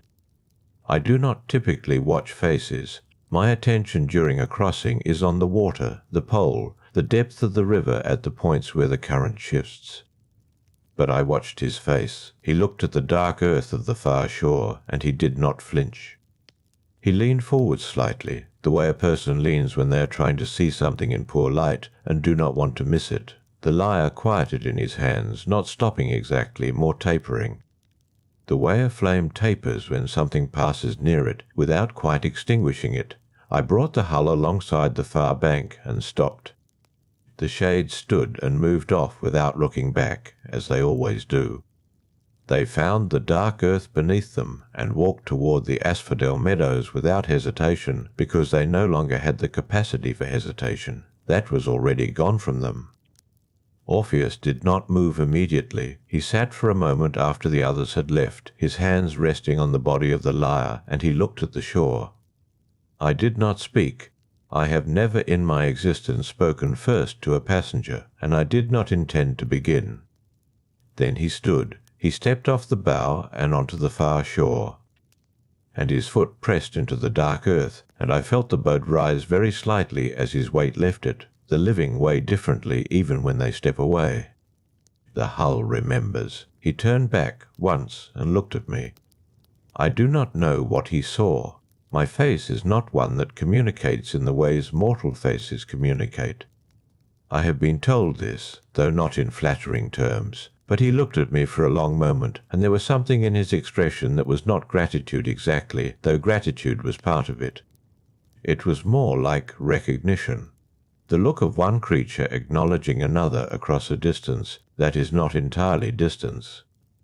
Then he turned toward the meadows and walked on. I pushed off from the far bank and began the return crossing alone. That was the part I had not anticipated, not the going across, which I had been deliberating over from the moment he set down his coinless foot on the near bank and lifted his lyre. I had been weighing the going across from the first note. The return was different. On the return crossing the boat was empty of shades, empty of him, and the river was very quiet. The Cocytus resumed its low, distant sound somewhere behind me. The shades on the near bank had begun to drift again. I could see them, thin shapes moving back and forth in the way they move, slow and without direction. Everything had resumed, but something remained, still present on the water. Not the music itself. The music had gone with him into the meadows, growing fainter as he walked. What remained was the quality of the air where the music had been, a slight warmth barely detectable in a place that does not warm. I poled back in silence. I thought about the chains. I thought about how Hades' laws had been broken once before by force, by a demigod with no interest in the rules I serve, and how I had paid for that with the indignity of being bound at my own dock. I thought about whether what I had just done was the same. It was not the same. Heracles had come with his fists and his demand. He had taken passage by overpowering me, and the transgression was mine, only in the sense that I had not succeeded in refusing him. That felt like one thing. This felt like another thing entirely. I had chosen this crossing. No one had overpowered me. Orpheus had played, and I had made a decision, and the decision had been mine from the moment I gestured toward the bow. That was a different weight to carry. Heavier in some respects, lighter in others. I am still not certain which it is. The near bank arrived. The hull settled against the stone dock, that familiar sound, the small contact of old wood against old stone that has marked the end of every crossing I have made. I stood in the stern. The shades resumed their drifting around me, unhurried, past and back and past again. Somewhere across the water, in the dark of the meadows, a young man was walking with his lyre on his back, looking for a girl who did not yet know he had come. I took up my pole and waited for the next crossing. That is what I do. That is all I have ever done. But for a long time after, when the water was particularly still and no soul was boarding, I could hear something that might have been an echo of strings carrying faintly across grey water, or it might have been nothing at all. I could not be certain. I did not try to be. The waiting lasted longer than I expected. I stood at the near bank with my pole, and I watched the shades drift past me, and I watched the dark middle distance of the river. And I thought about Orpheus moving through the meadows, somewhere beyond my sight. The asphodel meadows do not give back what enters them easily. They are not a place of urgency. They are the place where urgency ends. I did not know how long he would need. I ferried other crossings. The usual procession. Farmers, a soldier with a wound still fresh on his shoulder, two women who had died in the same season and arrived together, close as sisters, though I could not say if they were. I took their coins. I poled across. I returned. I did it again. The work does not pause for grief. It never has.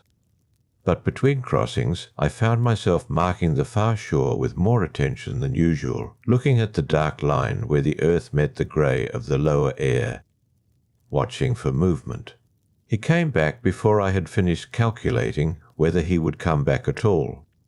I saw him first as a shape at the far landing, then as a figure, then closer as Orpheus, and behind him, one step behind, a shade. She was slight.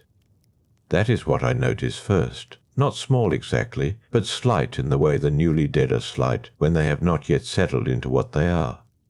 She moved the way the other shades move, quiet and even-paced, but she was close behind him, and her face was turned toward his back.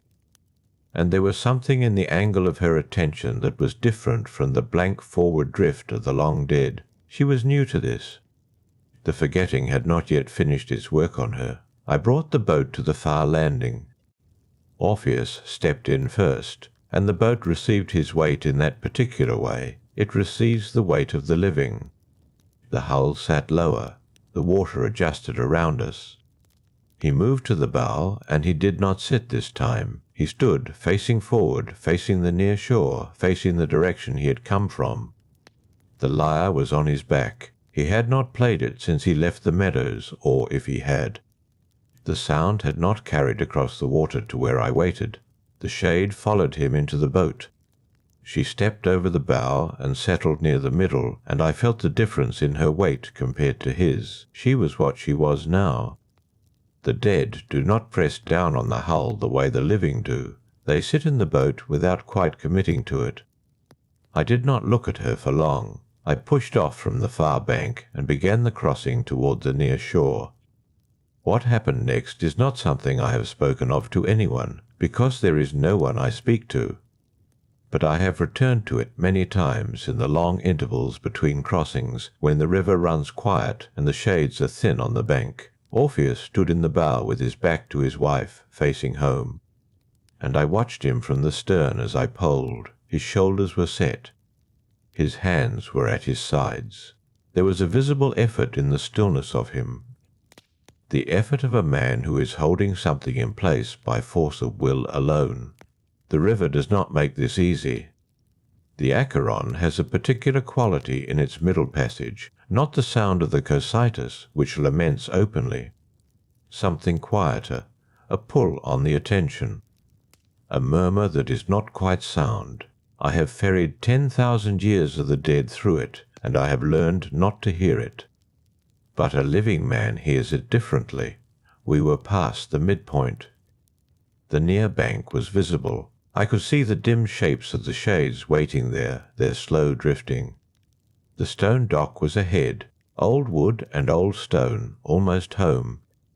Orpheus turned. It was not a violent thing. It was not even a swift thing. It was the slow turn of someone who has been fighting against turning and has finally lost the argument with themselves. His body moved before the decision had finished forming.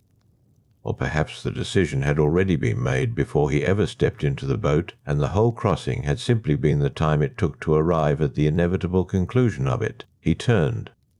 He looked at her. She was there. She was looking at him. Whatever remained of her recognition was still present in her face, thin as the last light of a lamp running out of oil, but present. For that moment she was Eurydice. Then the terms of her return collapsed. I felt it rather than saw it, a change in the boat, a change in the air. Something that had been conditionally held in place simply ceased to be held. She did not cry out. She did not reach for him. The shade that had been Eurydice stood in the middle of the boat, and then she was diminishing, not dramatically, not with any sound, just receding back into what the dead become when what was briefly restored to them is taken back. Her eyes were the last of it, still on him, still carrying whatever remained of knowing who he was. Then that was gone too. Orpheus made a sound. I will not try to describe it. Not weeping. Not a word. Something underneath both of those things. A sound that a person makes when something is broken in them that had been mended, and they feel the exact location of the break again, fresh. He did not try to take her back. He did not turn again or reach out or call her name. He simply stood in the bow of my boat, facing forward now. And he did not move until the hull touched the stone dock on the near bank. I stood in the stern with my pole. There was nothing to be done. There has never been anything to be done in these moments, and I have witnessed more of them than I can count. Fate does not submit to argument. The terms had been what they had been. He had known them. He had agreed to them. And then, in the middle of the river, in the quiet of the Acheron's particular murmur, he had been unable to keep them. I do not judge this. I am not certain it was weakness. I have had long years to consider it, and I am still not certain. It might have been something else, something closer to the same force that moved his music. An inability to bear the distance between himself and what he loved. The thing that had made the music what it was, turned back on him, made into the instrument of his failure. The near bank, the stone dock, the familiar sound. Orpheus stepped off the bow. His weight left the boat, and the hull rose the way it always rises when a living person steps away. The hull remembers. He stood on the dock, and he did not look back at the water. He did not look at me. He stood for a long time on the stone with his hands at his sides. Then he walked up from the bank, alone, into the grey distance of the near shore, and did not look back again. I pushed the boat away from the dock. I needed to collect her. The shade that had been Eurydice was still in the middle of the boat, sitting very quietly now, hands in her lap, looking at nothing in particular. She would need to cross again. I poled back toward the far shore in silence. She sat in the middle of the boat without moving and without speaking, and without any visible sense that she knew where she was or where she was going. The forgetting had resumed its work completely. Whatever the brief return had given her was already dissolving into the grey of what the dead become. The far bank arrived. She stepped off the bow onto the dark earth without prompting, without hesitation, because she no longer had hesitation. She walked toward the meadows. I watched her go. She was a small figure, growing smaller against the dark earth, moving with the unhurried evenness of all the dead who walk that direction. There was nothing in her gait that remembered him. That part was already gone. I stood in the empty stern of my boat for a long moment. Then I took up my pole and turned the hull back toward the near bank and began the crossing. Time passed after Orpheus, as it always does. Crossings resumed. The ordinary dead came in their ordinary numbers, guided to the near bank by Hermes with his usual efficient detachment. Coins were placed in palms or pressed beneath tongues. The hull received them. The Charon moved. I poled through it all and said nothing because there was nothing to say. What I noticed in the crossings that followed was how thoroughly the dead had forgotten what they had briefly witnessed on the water. The shades who had been in that boat with Orpheus, who had felt his music loosen something in them, who had sat quieter than the dead usually sit, crossed back into the underworld and dissolved into the meadows without carrying any trace of it. The forgetting took everything. It was thorough in the way that water is thorough, filling every space, leaving nothing dry. I was the only one who kept it. That is the peculiar condition of my existence. I forget nothing. Hermes forgets what he chooses to forget. The dead forget everything.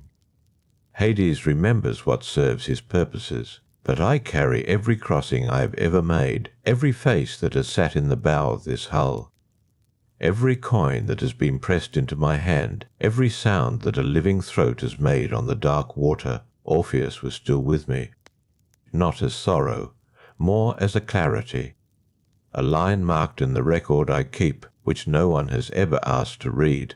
It was in this state, carrying Orpheus, carrying Eurydice's second silent crossing, carrying the particular way she had walked toward the meadows without hesitation, that Psyche arrived at my shore. I had heard of her in the way that I hear of things. Whispers carry across the Charon in ways that speech does not. There was a mortal woman, the whisper said, sent to the underworld on an errand. Not dead, not quite. Moving through the world below on a task given by Aphrodite, who had more uses for cruelty than most gods allowed themselves to display openly. The errand itself was not my concern. I do not ask passengers why they are crossing. I ask only whether they carry the coin. She came to the near bank alone, no lyre, no golden bough, no companion deity.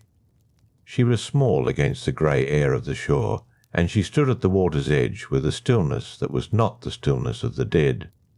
The dead are still because they have lost the restlessness that the living carry. She was still because she had prepared herself. Those are different things. One is absence. The other is deliberate. I brought the boat to the dock, and she did not flinch at the sound of the hull against the stone. She stepped forward and held out the coin without being asked. I took it. It was exactly correct. The right weight, the right metal. Someone had told her what to bring, and she had listened without embellishment, no more than required. No less. She stepped into the bow and sat down. The hull settled. Living weight. I felt it the way I always feel it, the boat pressing lower, the water rising slightly at the sides, the pole finding the river floor with that fractional added resistance. She was alive, and my boat knew it, and I knew it, and the Charon knew it in its own wordless way. She sat with her hands folded in her lap. She did not look at the water. She did not look at me. Her eyes were forward, fixed on the far shore with the concentration of someone who has been given instructions and intends to follow them precisely. I pushed off from the dock. There was no music this time. No sound at all except the pole and the river. The shades who shared the crossing with her, the ordinary dead, moving in their ordinary silence, paid her no attention. The dead rarely attend to the living on my boat. Their attention has moved elsewhere by the time they reach me. She did not speak. I found myself observing her in the way that I have observed every living passenger who has sat in that bow. Heracles had filled the space with barely contained force, all muscle and indignation, a presence that pushed at the edges of the hull. Orpheus had carried his grief like a visible thing, something you could have reached out and touched. Psyche carried nothing visible. She carried the intent to complete what she had started. That was all. It was, in its own way, the rarest thing I had seen on my water in a very long time. The Charon moved beneath us with its low interior pull. Mid-passage, the place where the river says what it always says, underneath language, underneath sound. Orpheus had heard it. I had seen his shoulders carry the weight of it, the effort of continuing forward. Psyche heard it too. I could tell by the slight tightening of her hands in her lap. Not fear exactly, awareness. An acknowledgement that something in the current was asking her to stop, to reconsider, to turn. She did not turn. Her hands tightened once and then released. She breathed. She kept her eyes on the far shore. We cleared the mid-passage. The far bank appeared out of the grey ahead, the dark earth and the dim shapes of the meadows beyond. She watched it come closer without expression. She was not relieved. She was focused. The hull touched the far bank. She rose and stepped off before I had finished drawing the pole from the water. Not rudely, efficiently. She knew the crossing was over, and she did not linger in the space between one shore and the other. She stepped onto the dark earth, and she walked forward. I watched her go. A living figure moving through the underworld with the deliberate step of someone who has been told exactly where to walk and has committed to walking there. She did not look back at the water. I stood in the empty stern after she had gone, and I considered what had just happened. A mortal woman, sent here by the will of a goddess who wished her harm, had arrived at my shore with the correct coin, had sat without drama, had crossed without incident, and had stepped off onto the far bank with the clear intention of completing her errand and returning. No music, no force, no golden bough. Just the coin and the knowledge of how to use it, and the resolution to hold herself together in the mid-passage where the river presses hardest on the living. Orpheus had the music. Heracles had the threat. Aeneas would have the bow when he came. Psyche had preparation and the willingness to hold still. After everything I had witnessed, the chains, the music that moved me despite myself, the turning, the silence of Eurydice walking away into the meadows. Psyche's crossing was almost restful. A living person who arrived knowing the terms, paid them correctly, and asked for nothing extraordinary in return. The boat sat empty on the far bank. The dark earth was quiet. Somewhere beyond the meadows, Psyche was completing what she had come to complete. I took up my pole and turned the hull back toward the near shore, where the dead were waiting in their patient numbers, and I began the crossing back. The river accepted the hull. The Charon moved as it moves. Steady, without remark. There were shades at the near bank already. Hermes had been at his work. A small group standing in the grey air of the shore with the particular quality of attention that the newly dead carry before the forgetting grows thick. They were looking at the water. I brought the hull to the stone dock. The first of them stepped forward and opened their hand. A coin, correct weight, correct metal. I took it. Reached for my pole. Let the hull receive the dead. The crossing resumed. Not long after Psyche's footsteps faded into the dim meadows beyond the far bank, the ordinary work resumed. Days passed in their usual measure, or what passes for days in a place where light does not change and the river does not rest. I ferried the dead. I received the coins. I pushed the pole through the black water, and I did not think about what was coming.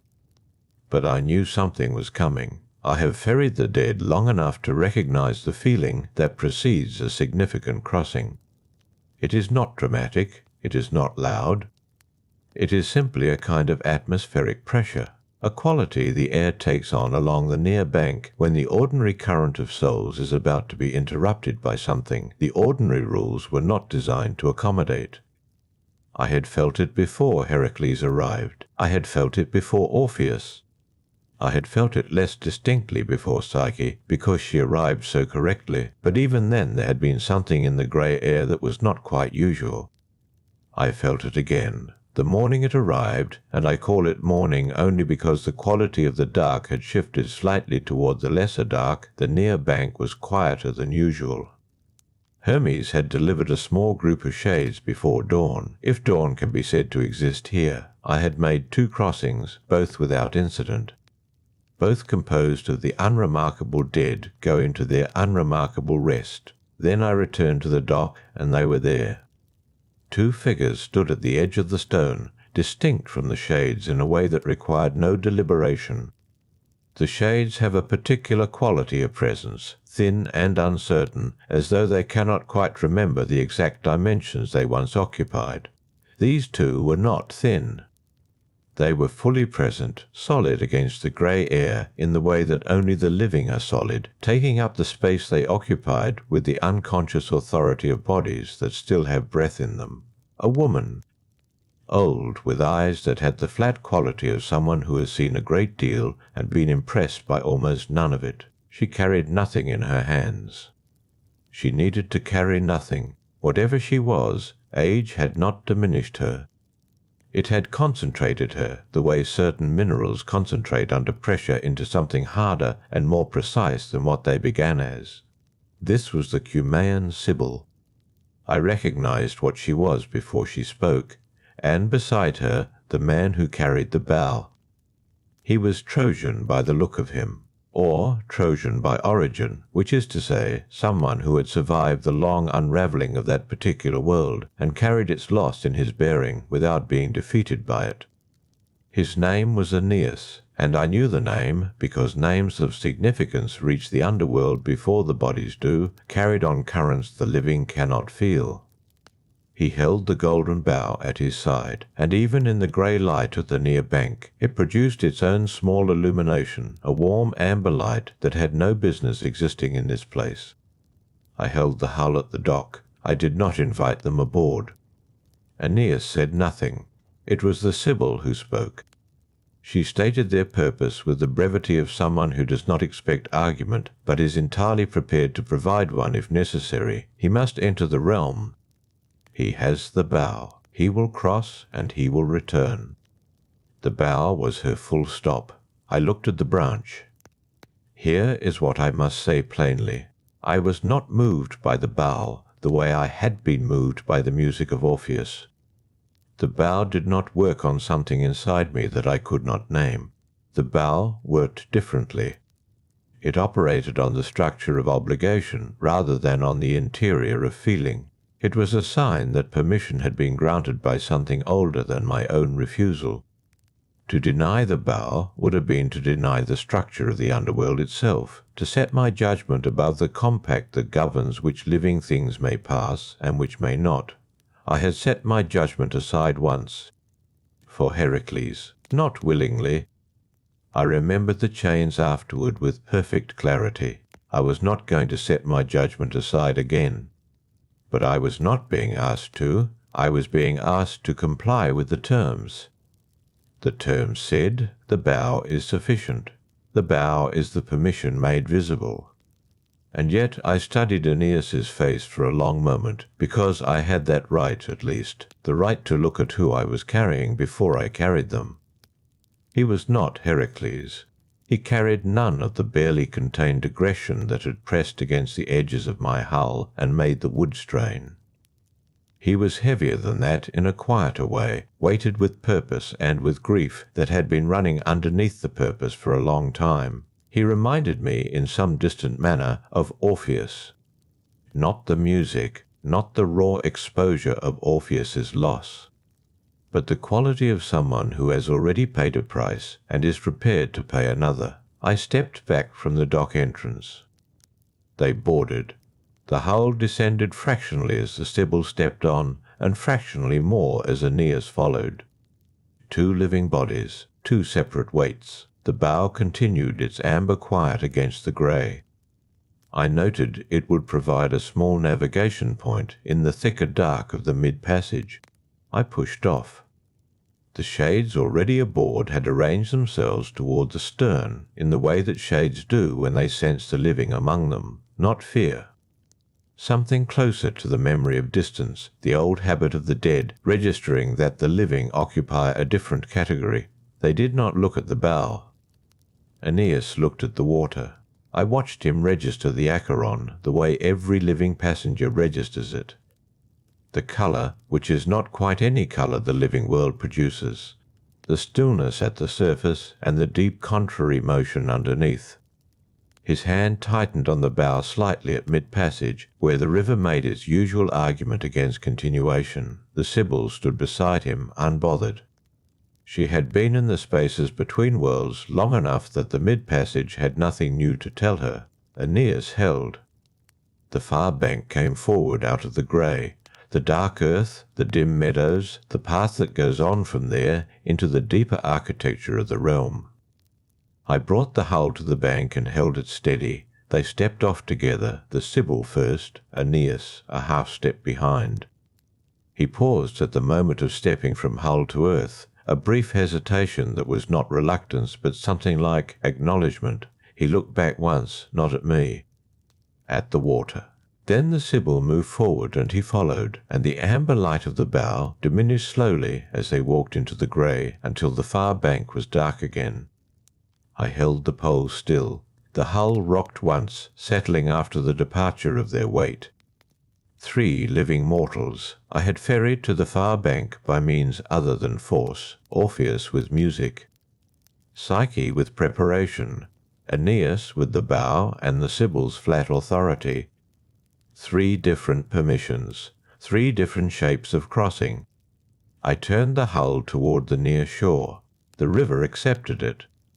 The dead were waiting, patient as they are always patient, and I began the return passage in the ordinary silence that is this work's oldest and most constant companion. The near shore came back to me slowly, the stone dock resolving out of the grey as it always does, familiar as my own hands on the pole. The dead were waiting in their usual formation. Gathered at the edge of the dock, without crowding, without complaint. This is one of the things death does to people. It removes the impatience. They stood in a loose arrangement that had organized itself the way water finds its level, without anyone directing it. A farmer near the front. Behind him a woman with the bearing of someone who had managed a household for many years and was now managing the indignity of this shore with the same practical composure. A young soldier whose wound was still visible as an impression rather than as actual damage. Several whose faces I could not read in the grey. I brought the hull alongside the dock and held it there. The farmer boarded first. He had his coin. He placed it in the worn spot on the hull's edge, without being instructed, without fumbling, the way someone does when they have been told the procedure and have taken the telling seriously. He settled himself amidships and looked at the water with the expression of someone prepared to go where going is required. The woman boarded next. 1 coin, offered flat in the palm, transferred to mine without drama. She sat beside the farmer without acknowledging him, not from coldness, but from the particular privacy that death installs in people during the crossing. Whatever she was thinking, it belonged to her. The soldier came last. He was slower than the others. Not from reluctance, from some lingering confusion that had not yet fully resolved into acceptance, he managed the coin. He sat near the bow. I pushed off. This is the crossing that does not get recorded anywhere. No poet has ever written about the farmer.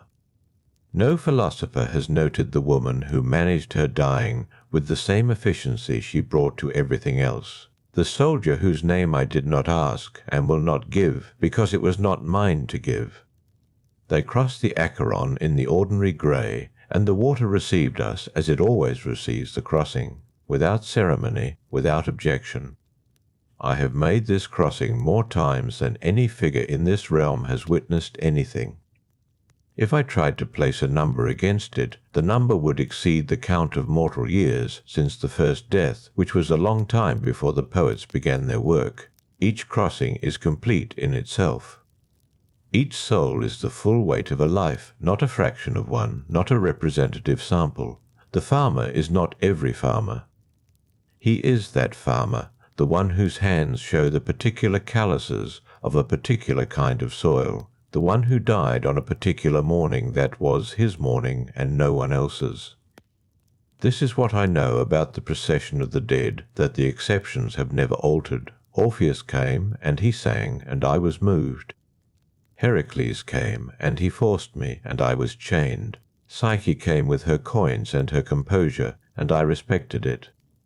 Aeneas came with the bow and the Sibyl's flat authority, and I complied.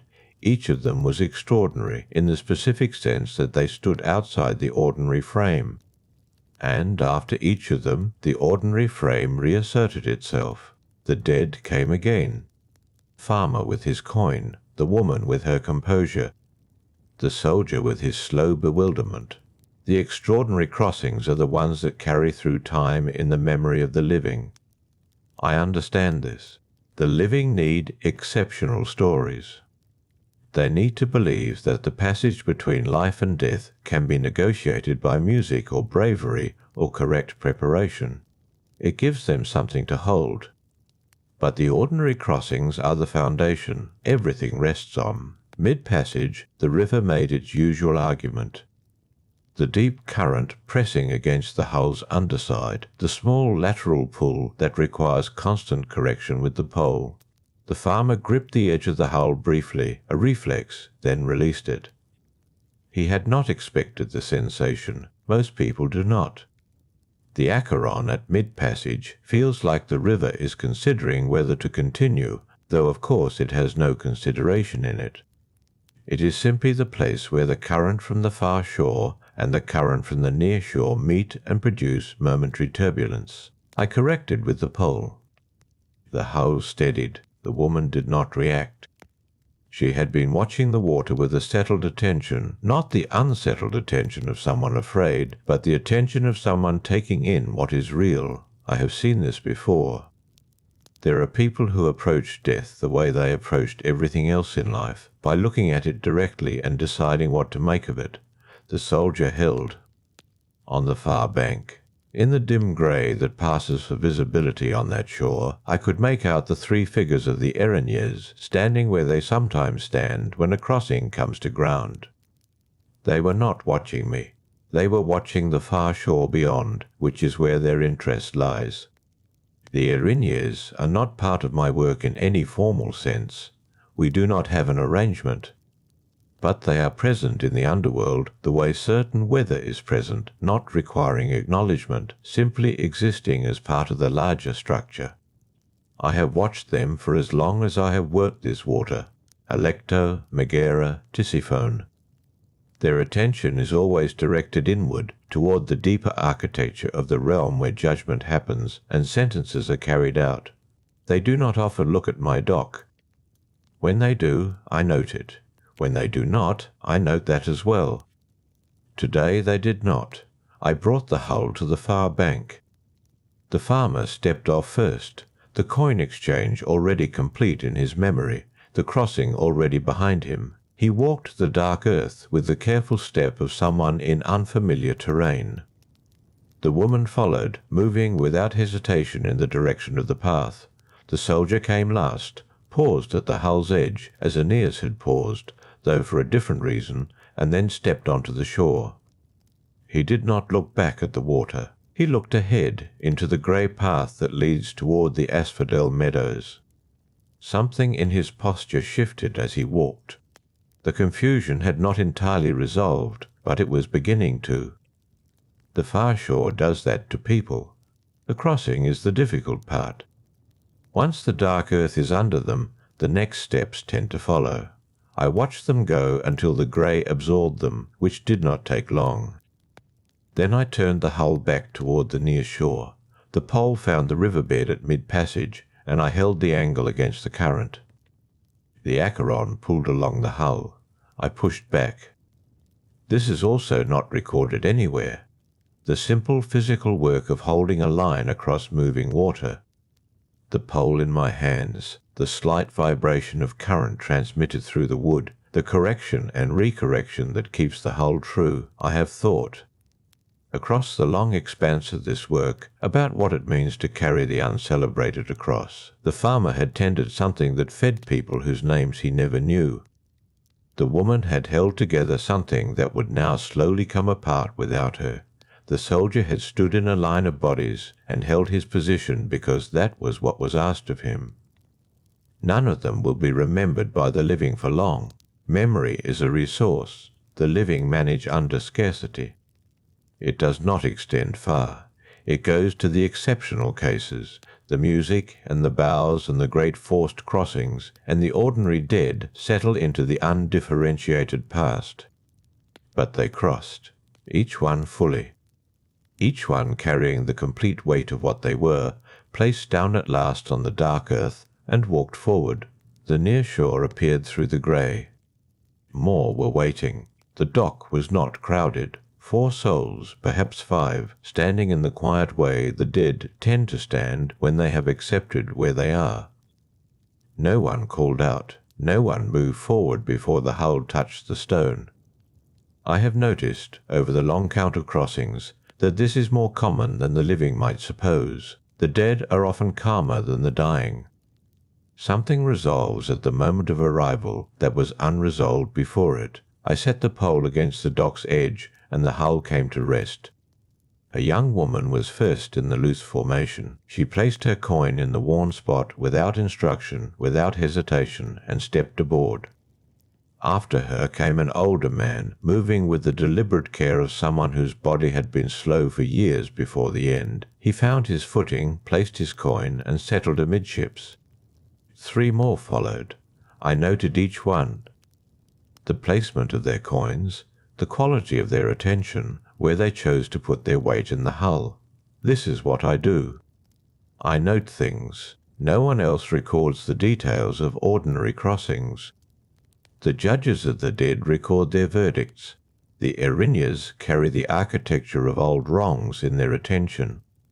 Hermes counts his deliveries, probably, in some bright swift fashion suited to his nature. I carry the record of how each soul placed their coin. Whether the hand trembled, whether they looked at the water before stepping aboard, or looked at me. Most look at the water. I pushed off from the dock. The Charon received the hull without argument, which is not always the case.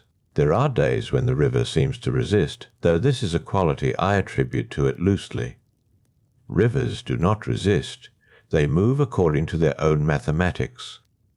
And what feels like resistance is simply the work required to hold a line across something that has no interest in being crossed. The pole found the riverbed.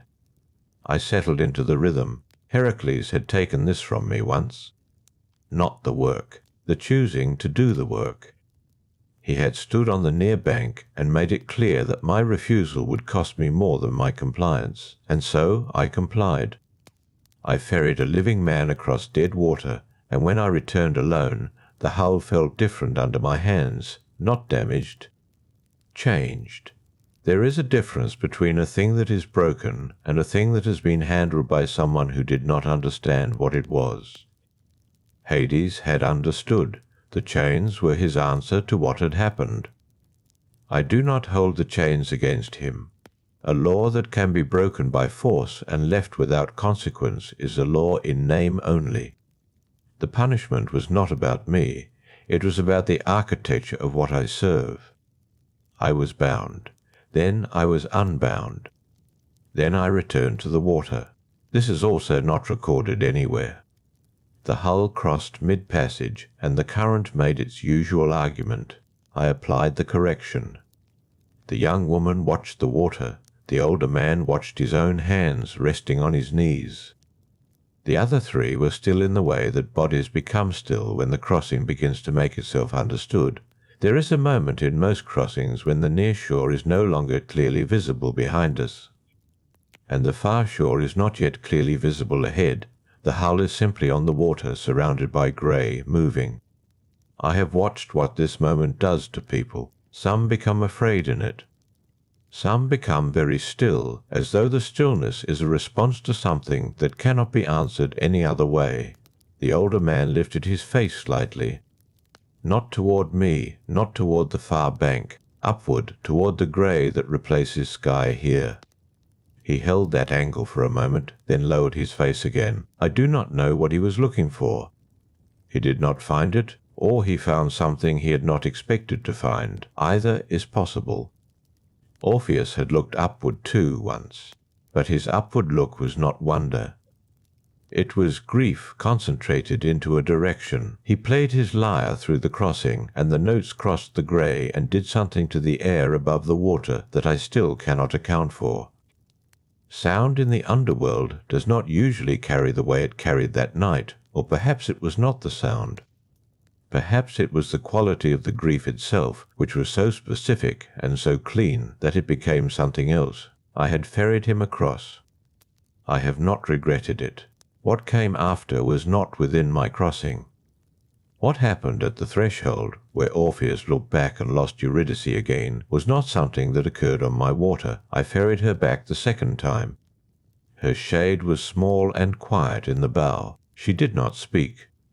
She sat where the soldier had sat in the crossing just completed, and she looked at nothing in particular, and I brought her to the far bank, and she stepped onto the dark earth and walked.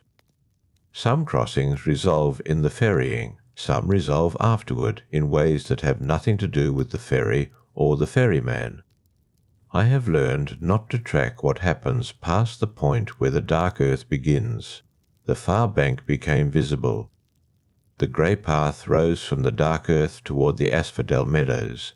The young woman stood before the hull-touched ground, which is a thing some souls do. I noted it. She stepped off when the hull found the bank and walked without looking back.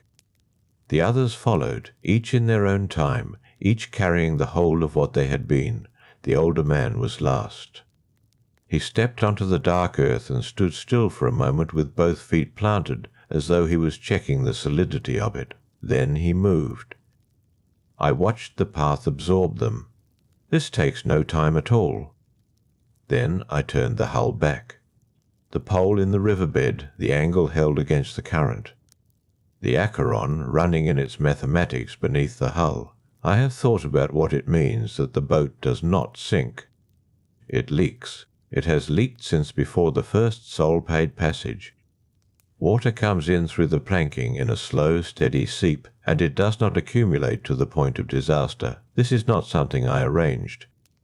It was how the boat arrived in my hands at the beginning, when there was no one else to carry the dead across.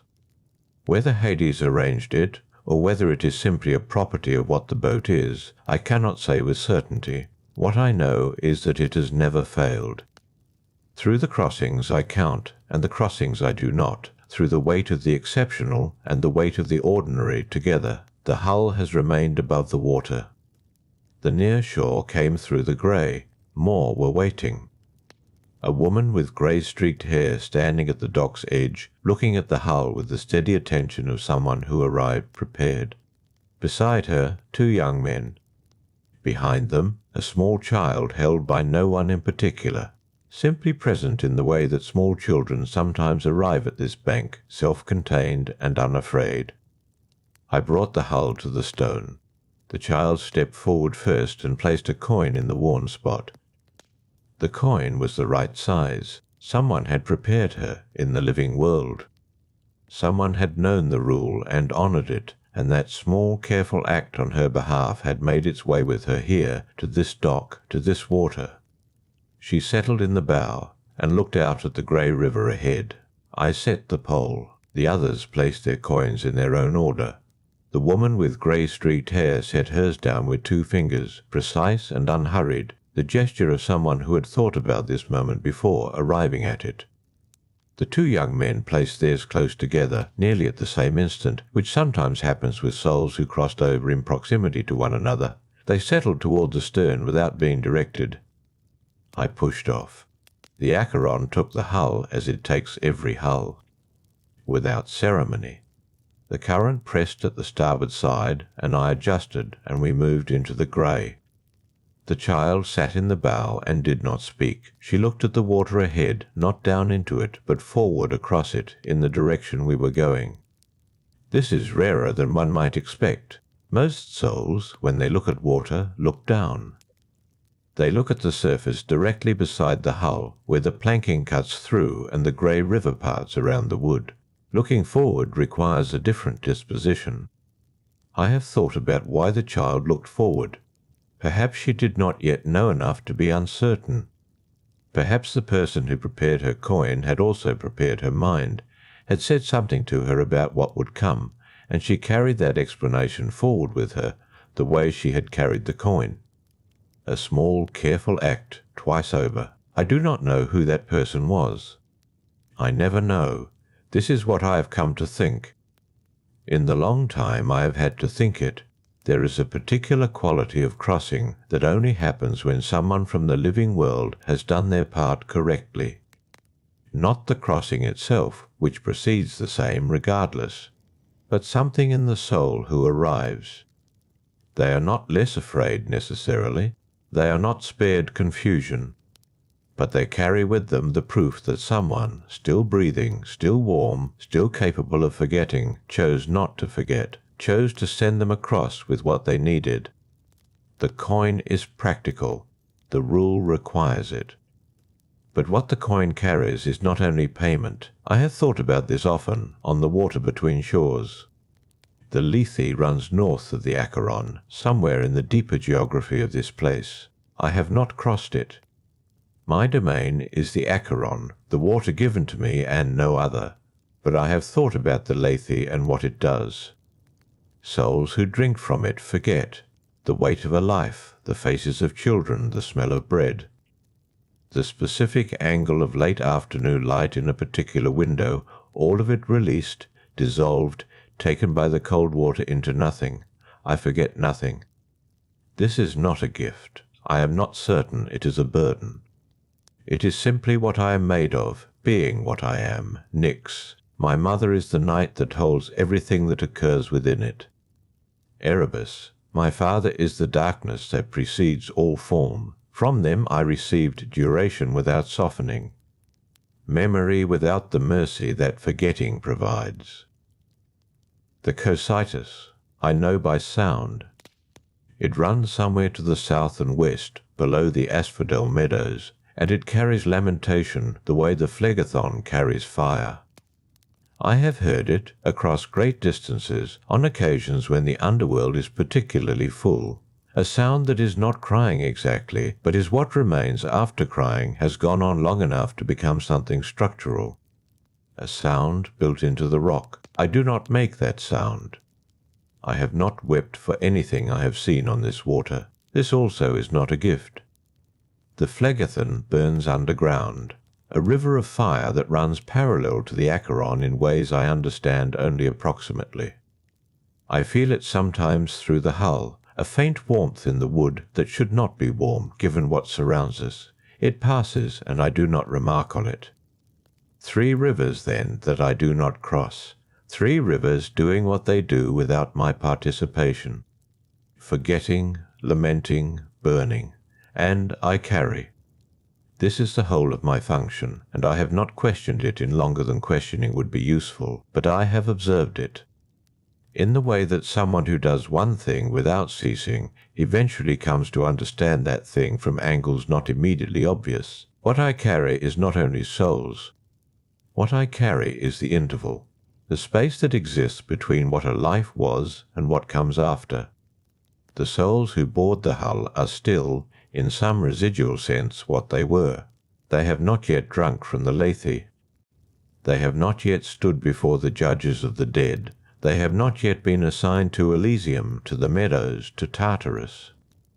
They are, on my water, still the full complicated sum of themselves, and then they arrive, and they step off, and what comes next is not mine.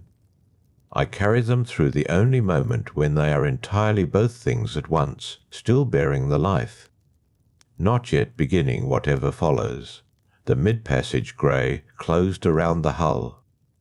The child continued to look forward. The woman with grey-streaked hair had closed her eyes, not in sleep, but in some interior activity I did not attempt to name. The two young men sat close enough that their shoulders touched, and neither moved away from the contact. I poled through the grey in the ordinary way. The river offered its usual resistance, and I worked against it in the ordinary way. Heracles had sat where the older man from the previous crossing had sat. He had not looked forward. He had looked at me, steady and challenging, the entire crossing, as though he expected me to attempt something. I had attempted nothing. I had ferried him across, as compelled, and I had returned alone, and afterward Hades had come to the shore himself, which is not a common occurrence. And the chains had been applied without ceremony. I had sat chained at my own dock for what felt, on the water, like a very long time. I had not struggled against the chains. This is the thing I remember most clearly about that period, not the restraint, not the absence of the hull beneath my feet, not the strange silence of a shore without crossings. What I remember most clearly is that the souls were accumulating on the near bank, crowding at the edge of the stone, unable to cross, and I could see them, and they could see the hull, and nothing moved. That stillness was the wrong kind. I have thought about the difference. There is a stillness that belongs to water and grey and the middle of a crossing, when understanding settles into a soul and they become quiet in a way that is appropriate to the moment. That stillness is not wrong. That stillness is what the crossing is partly for, but souls massing on the near shore, coins in hands they do not have. Waiting for a ferry that cannot move, that stillness is something else entirely. An interruption in the order of things, and I felt it as such, which surprised me because I had not known. Before then, that interruption was something I could feel. When Hades unbound me and returned me to the hull, I set the pole immediately. The far bank came into view through the grey, the dark earth below the path rising toward the meadows. The child stood in the bow, the way the young woman had stood in the earlier crossing, anticipating the arrival. The grey path waiting above the dark earth. The hull found the bank. She stepped off first, onto the dark earth, and looked once at the path ahead, then she took it. Small steps, self-contained, carrying what she had been brought across with. I watched until the path had her. Then I turned the hull back toward the near shore where more were waiting. Where more have always been waiting, where the slow, careful procession of everything that ends arrives at the stone dock with coins in hand or without, prepared or not, looking at the water or looking at me. The pole found the riverbed. The Acheron ran its mathematics underneath. I pushed. The far bank receded behind me as I poled back through the grey. This is the direction I travel most often, and yet it offers nothing in the way of comfort or familiarity. The Acheron does not become known through repetition. It simply becomes worked, the way stone becomes worked by a hand that passes over it 10,000 times without ceasing. The souls on the near bank grew visible through the mist, a new accumulation. Not large, by the measure of what I have known, but present and waiting in the particular stillness of those who have recently understood that waiting is now the only available activity. I drew the hull alongside the dock and set the pole. This is the chapter of the whole I want to speak to now. The architecture itself, because Charon at his water is not the full picture. He is one threshold in a structure that extends far beyond what the Acheron touches. I have seen the judges, though I do not interact with them, Minos, Rhadamanthus, Aeacus. 3 men who were once mortal kings, appointed by Hades to sit in judgment of what each soul was. They work in the asphodel meadows, at the crossroads where the path divides, and they listen, and they assess, and they send each soul to its assigned place. I carry souls to the far bank. They carry souls onward from there. We are consecutive links in a mechanism built to handle everything that ends. And the places those souls are sent, they are not like one another. Tartarus is the oldest and deepest. It is not simply a place of punishment, though punishment is what it contains. It is the structure beneath the structure, the pit beneath the underworld itself, as far below Hades as Hades is below the living world. The Titans are there, the first great losers of the first great war, bound in rock and chain in darkness so complete that even I, born of darkness, would not find it hospitable. The Erinyes move through Tartarus with their business Alecto, Megara, and Tisiphone, the Furies who carry divine justice on their backs like iron weather. They do not take the ferry. They are not subject to the coin rule. They do not need me, and I have never had occasion to feel anything about this except mild acknowledgment. There are also those in Tartarus whose crimes belong specifically to the category of insult to the gods, Ixion bound to his wheel, Tantalus in his pool with the fruit above and the water below, both unreachable, Sisyphus on his slope with his stone. I know the slope. The stone goes up and comes down, and Sisyphus follows it, and this is the whole of his remaining existence, which is appropriate for someone who treated the whole of his previous existence as a problem to be circumvented. He cheated me once. He will not cheat me again. The slope and the stone are more efficient than anything I would have designed. Elysium is the other end of the same architecture. I have not been inside it. My work ends at the far bank, and the path beyond the bank is not mine. But I have understood, from the manner in which certain souls walk that path, that Elysium is what the word means, a place of rest earned. Warmth without fire, light without source, the condition of having been heroic and having it acknowledged in perpetuity. Heroes go there. Certain philosophers. Those whose lives were measured against the divine and found proportionate to the weight of living. I have carried some of those souls. I recognized nothing in them that the others did not also carry. This is what I have observed. The quality of what a soul receives after crossing bears no visible relationship to the quality of its presence on the hull. They all look the same at mid-passage. They are all still entirely themselves. The judgment comes after. The assignment comes after. On my water they are simply what they are, every complicated thing they were held in suspension for the length of a crossing. The asphodel meadows lie between those two extremes. This is where most souls go, the vast, uncelebrated, numerically dominant portion of everyone who has ever lived. Not heroes, not tyrants. People who made bread and mended nets and raised children and died with debts unpaid and relationships unresolved. The meadows are grey and flat, and the asphodels grow there in long pale rows, and the souls wander among them without particular urgency. They are not suffering. They are not rejoicing. They are continuing in a muted register. The kind of existence that asks for nothing extraordinary and receives nothing extraordinary in return. I carry more souls to the meadows than to anywhere else. This is simply mathematics. My place in all of this is fixed.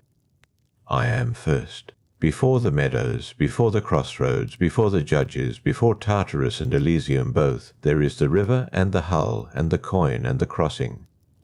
No soul stands before Minos without first standing in my bow. No shade wanders the asphodels without first standing at the stone dock, watching the grey water, deciding whether to board. They all board. Eventually. Even the ones without coins board, after the 100 years on the near bank, their waiting exhausted, their resistance softened down to nothing by time. They board without payment, and I take them across, and Hades permits this because Hades understands that the 100-year rule is not punishment, it is procedure. After procedure is complete, the soul may cross, because the soul must cross. Because what the underworld requires is that every soul arrive at judgment, and I am the means by which every soul arrives. I am not judge, I am not executioner. I am not mercy, and I am not condemnation. I am the crossing itself. The interval made physical, the mechanism that moves a soul from what it was into the long process of becoming what it will be assessed as having been. Without me, nothing is sorted. Without me, Tartarus sits empty, and Elysium receives no one, and the asphodels stand unwalked. This is what I understood. Chained at my own dock, watching souls press against the stone edge of the near bank. That understanding has not left me. It works in the hull with me through every grey mid-passage, through every coin placed in the expected way, through every soul that boards with the particular look of someone who has finally stopped trying to argue with the river. The pole found the riverbed. The new souls stepped carefully onto the hull, spacing themselves in the way that souls do, not by instruction but by some instinct towards stillness. A man near the stern placed his coin without prompting, his eyes on the far bank. I set the pole and pushed. The Acheron accepted the hull as it does, as it will.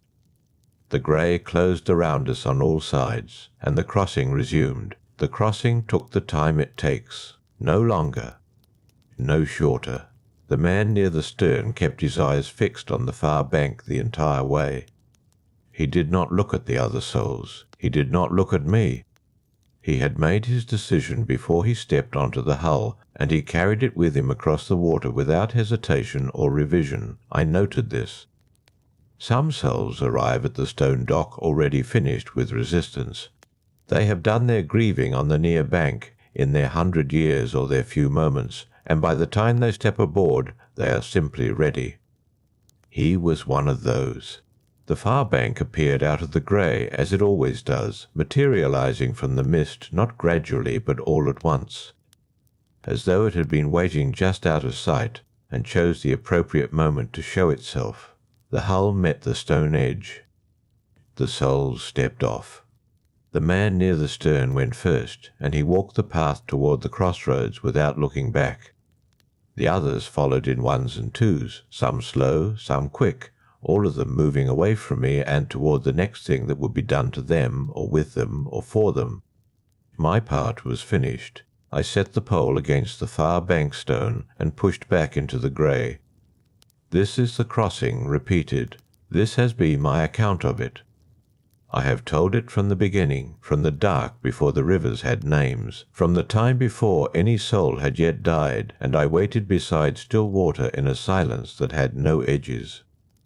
I have told it through the establishing of the law, through Hermes arriving with the first soul, and then the second, and then the uncountable thousands, through the first refusal, through the first 100 years of waiting on the near bank, through Sisyphus and his particular contempt for procedure, which the slope and stone have since corrected without any intervention from me, through Heracles with his fists and his demand, and my chains, and what I understood while wearing them, through Orpheus and his lyre, and what the music did to the grey air above the Acheron, and the silence after Eurydice descended for the second time, and the small weight of her shade in the bow of the boat, through Psyche who paid correctly and crossed with her eyes open, through Aeneas and his golden branch, and the Sibyl's steady voice, and my reluctant compliance that was not compliance but recognition of legitimate passage, through all of it, what remains, now that I have told it,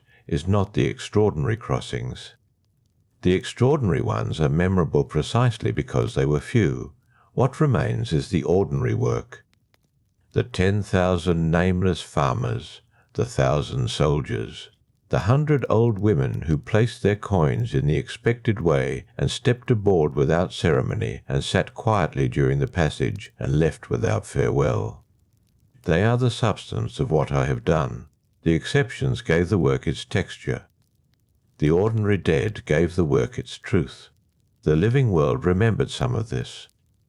Not all of it, not accurately, always. They drew pictures of me on their pottery, a bent figure in a dark robe, a long pole in grey hands. Sometimes they got the beard right. Sometimes they gave me an expression I do not recognize as mine. They wrote about me in their poems, made me speak words I did not speak, assigned me attitudes I did not hold, but underneath the elaboration the coin persisted. Generation after generation, across different peoples and different shores, the practice continued. A small coin for the dead, on the eyes, or in the mouth, or placed beside the body in the grave. The living did not always know exactly why. The original logic had blurred with time and distance, but the gesture remained, passed from hand to hand across centuries, an instruction that had outlasted its explanation. This is what I find significant when I consider what the living world retained of me. Not my name in their poems, not my face on their vessels. The coin, the small practical gesture that says, we know there is a crossing, and we know it requires something, and we are giving you what we can for the passage. That gesture was not fear exactly, not reverence exactly. Something closer to consideration, something that said the living had not forgotten that the dead were going somewhere, and that somewhere had rules. I do not know what those people felt when they placed the coin. I have only received the coins after. I have received them from hands that shook and hands that were steady, from the wealthy and the destitute, from the prepared and the unexpected. I received them from across centuries without pause, from civilizations that named me differently, from the ones who had never heard my name at all but understood the practice anyway. The coin reached me. This is what mattered. The hull moves across the Charon, and the grey holds everything equally, and at mid-passage the souls are simply themselves, undifferentiated by heroism or crime, by wealth or poverty, by the name any living person remembered them by. They are what they are. The Charon does not distinguish, neither do I. What I am is the mechanism that holds this interval open, the grey water and the pole and the hull. The space between departure and arrival, in which every soul is only itself, not yet assigned, not yet assessed, not yet placed in the long pale rows of the meadows, or the earned warmth of Elysium, or the specific torment of Tartarus's deepest architecture. This interval is mine. I have maintained it since before the first soul needed it. I will maintain it until the last. This is not a burden. It is not a gift. It is simply what I am, given shape and purpose in the grey space between the living world's edge and the underworld's long interior. I did not choose it. It chose nothing, in fact. It simply was, and I was made to match it. Other stories wait in the shadows. Other myths call across the centuries. If you made it to the end, thank you. Take a moment to like and subscribe if these stories have become part of your nights. And let me know in the comments that you stayed. It always means something to know who was here. The near bank is already filling again. I can see the shapes of them from the middle of the river, standing at the stone dock's edge, looking out at the grey water. Waiting, some with coins ready, some without, beginning their long patience on the bank. I bring the hull around. The pole finds the riverbed. One more crossing. The man who had been a farmer was standing at the front of the queue, his coin held carefully in one closed hand, and he opened his hand when I arrived. And I saw the small, dull disk of it resting on his pale palm, and I said nothing, because there was nothing to say, and he stepped aboard.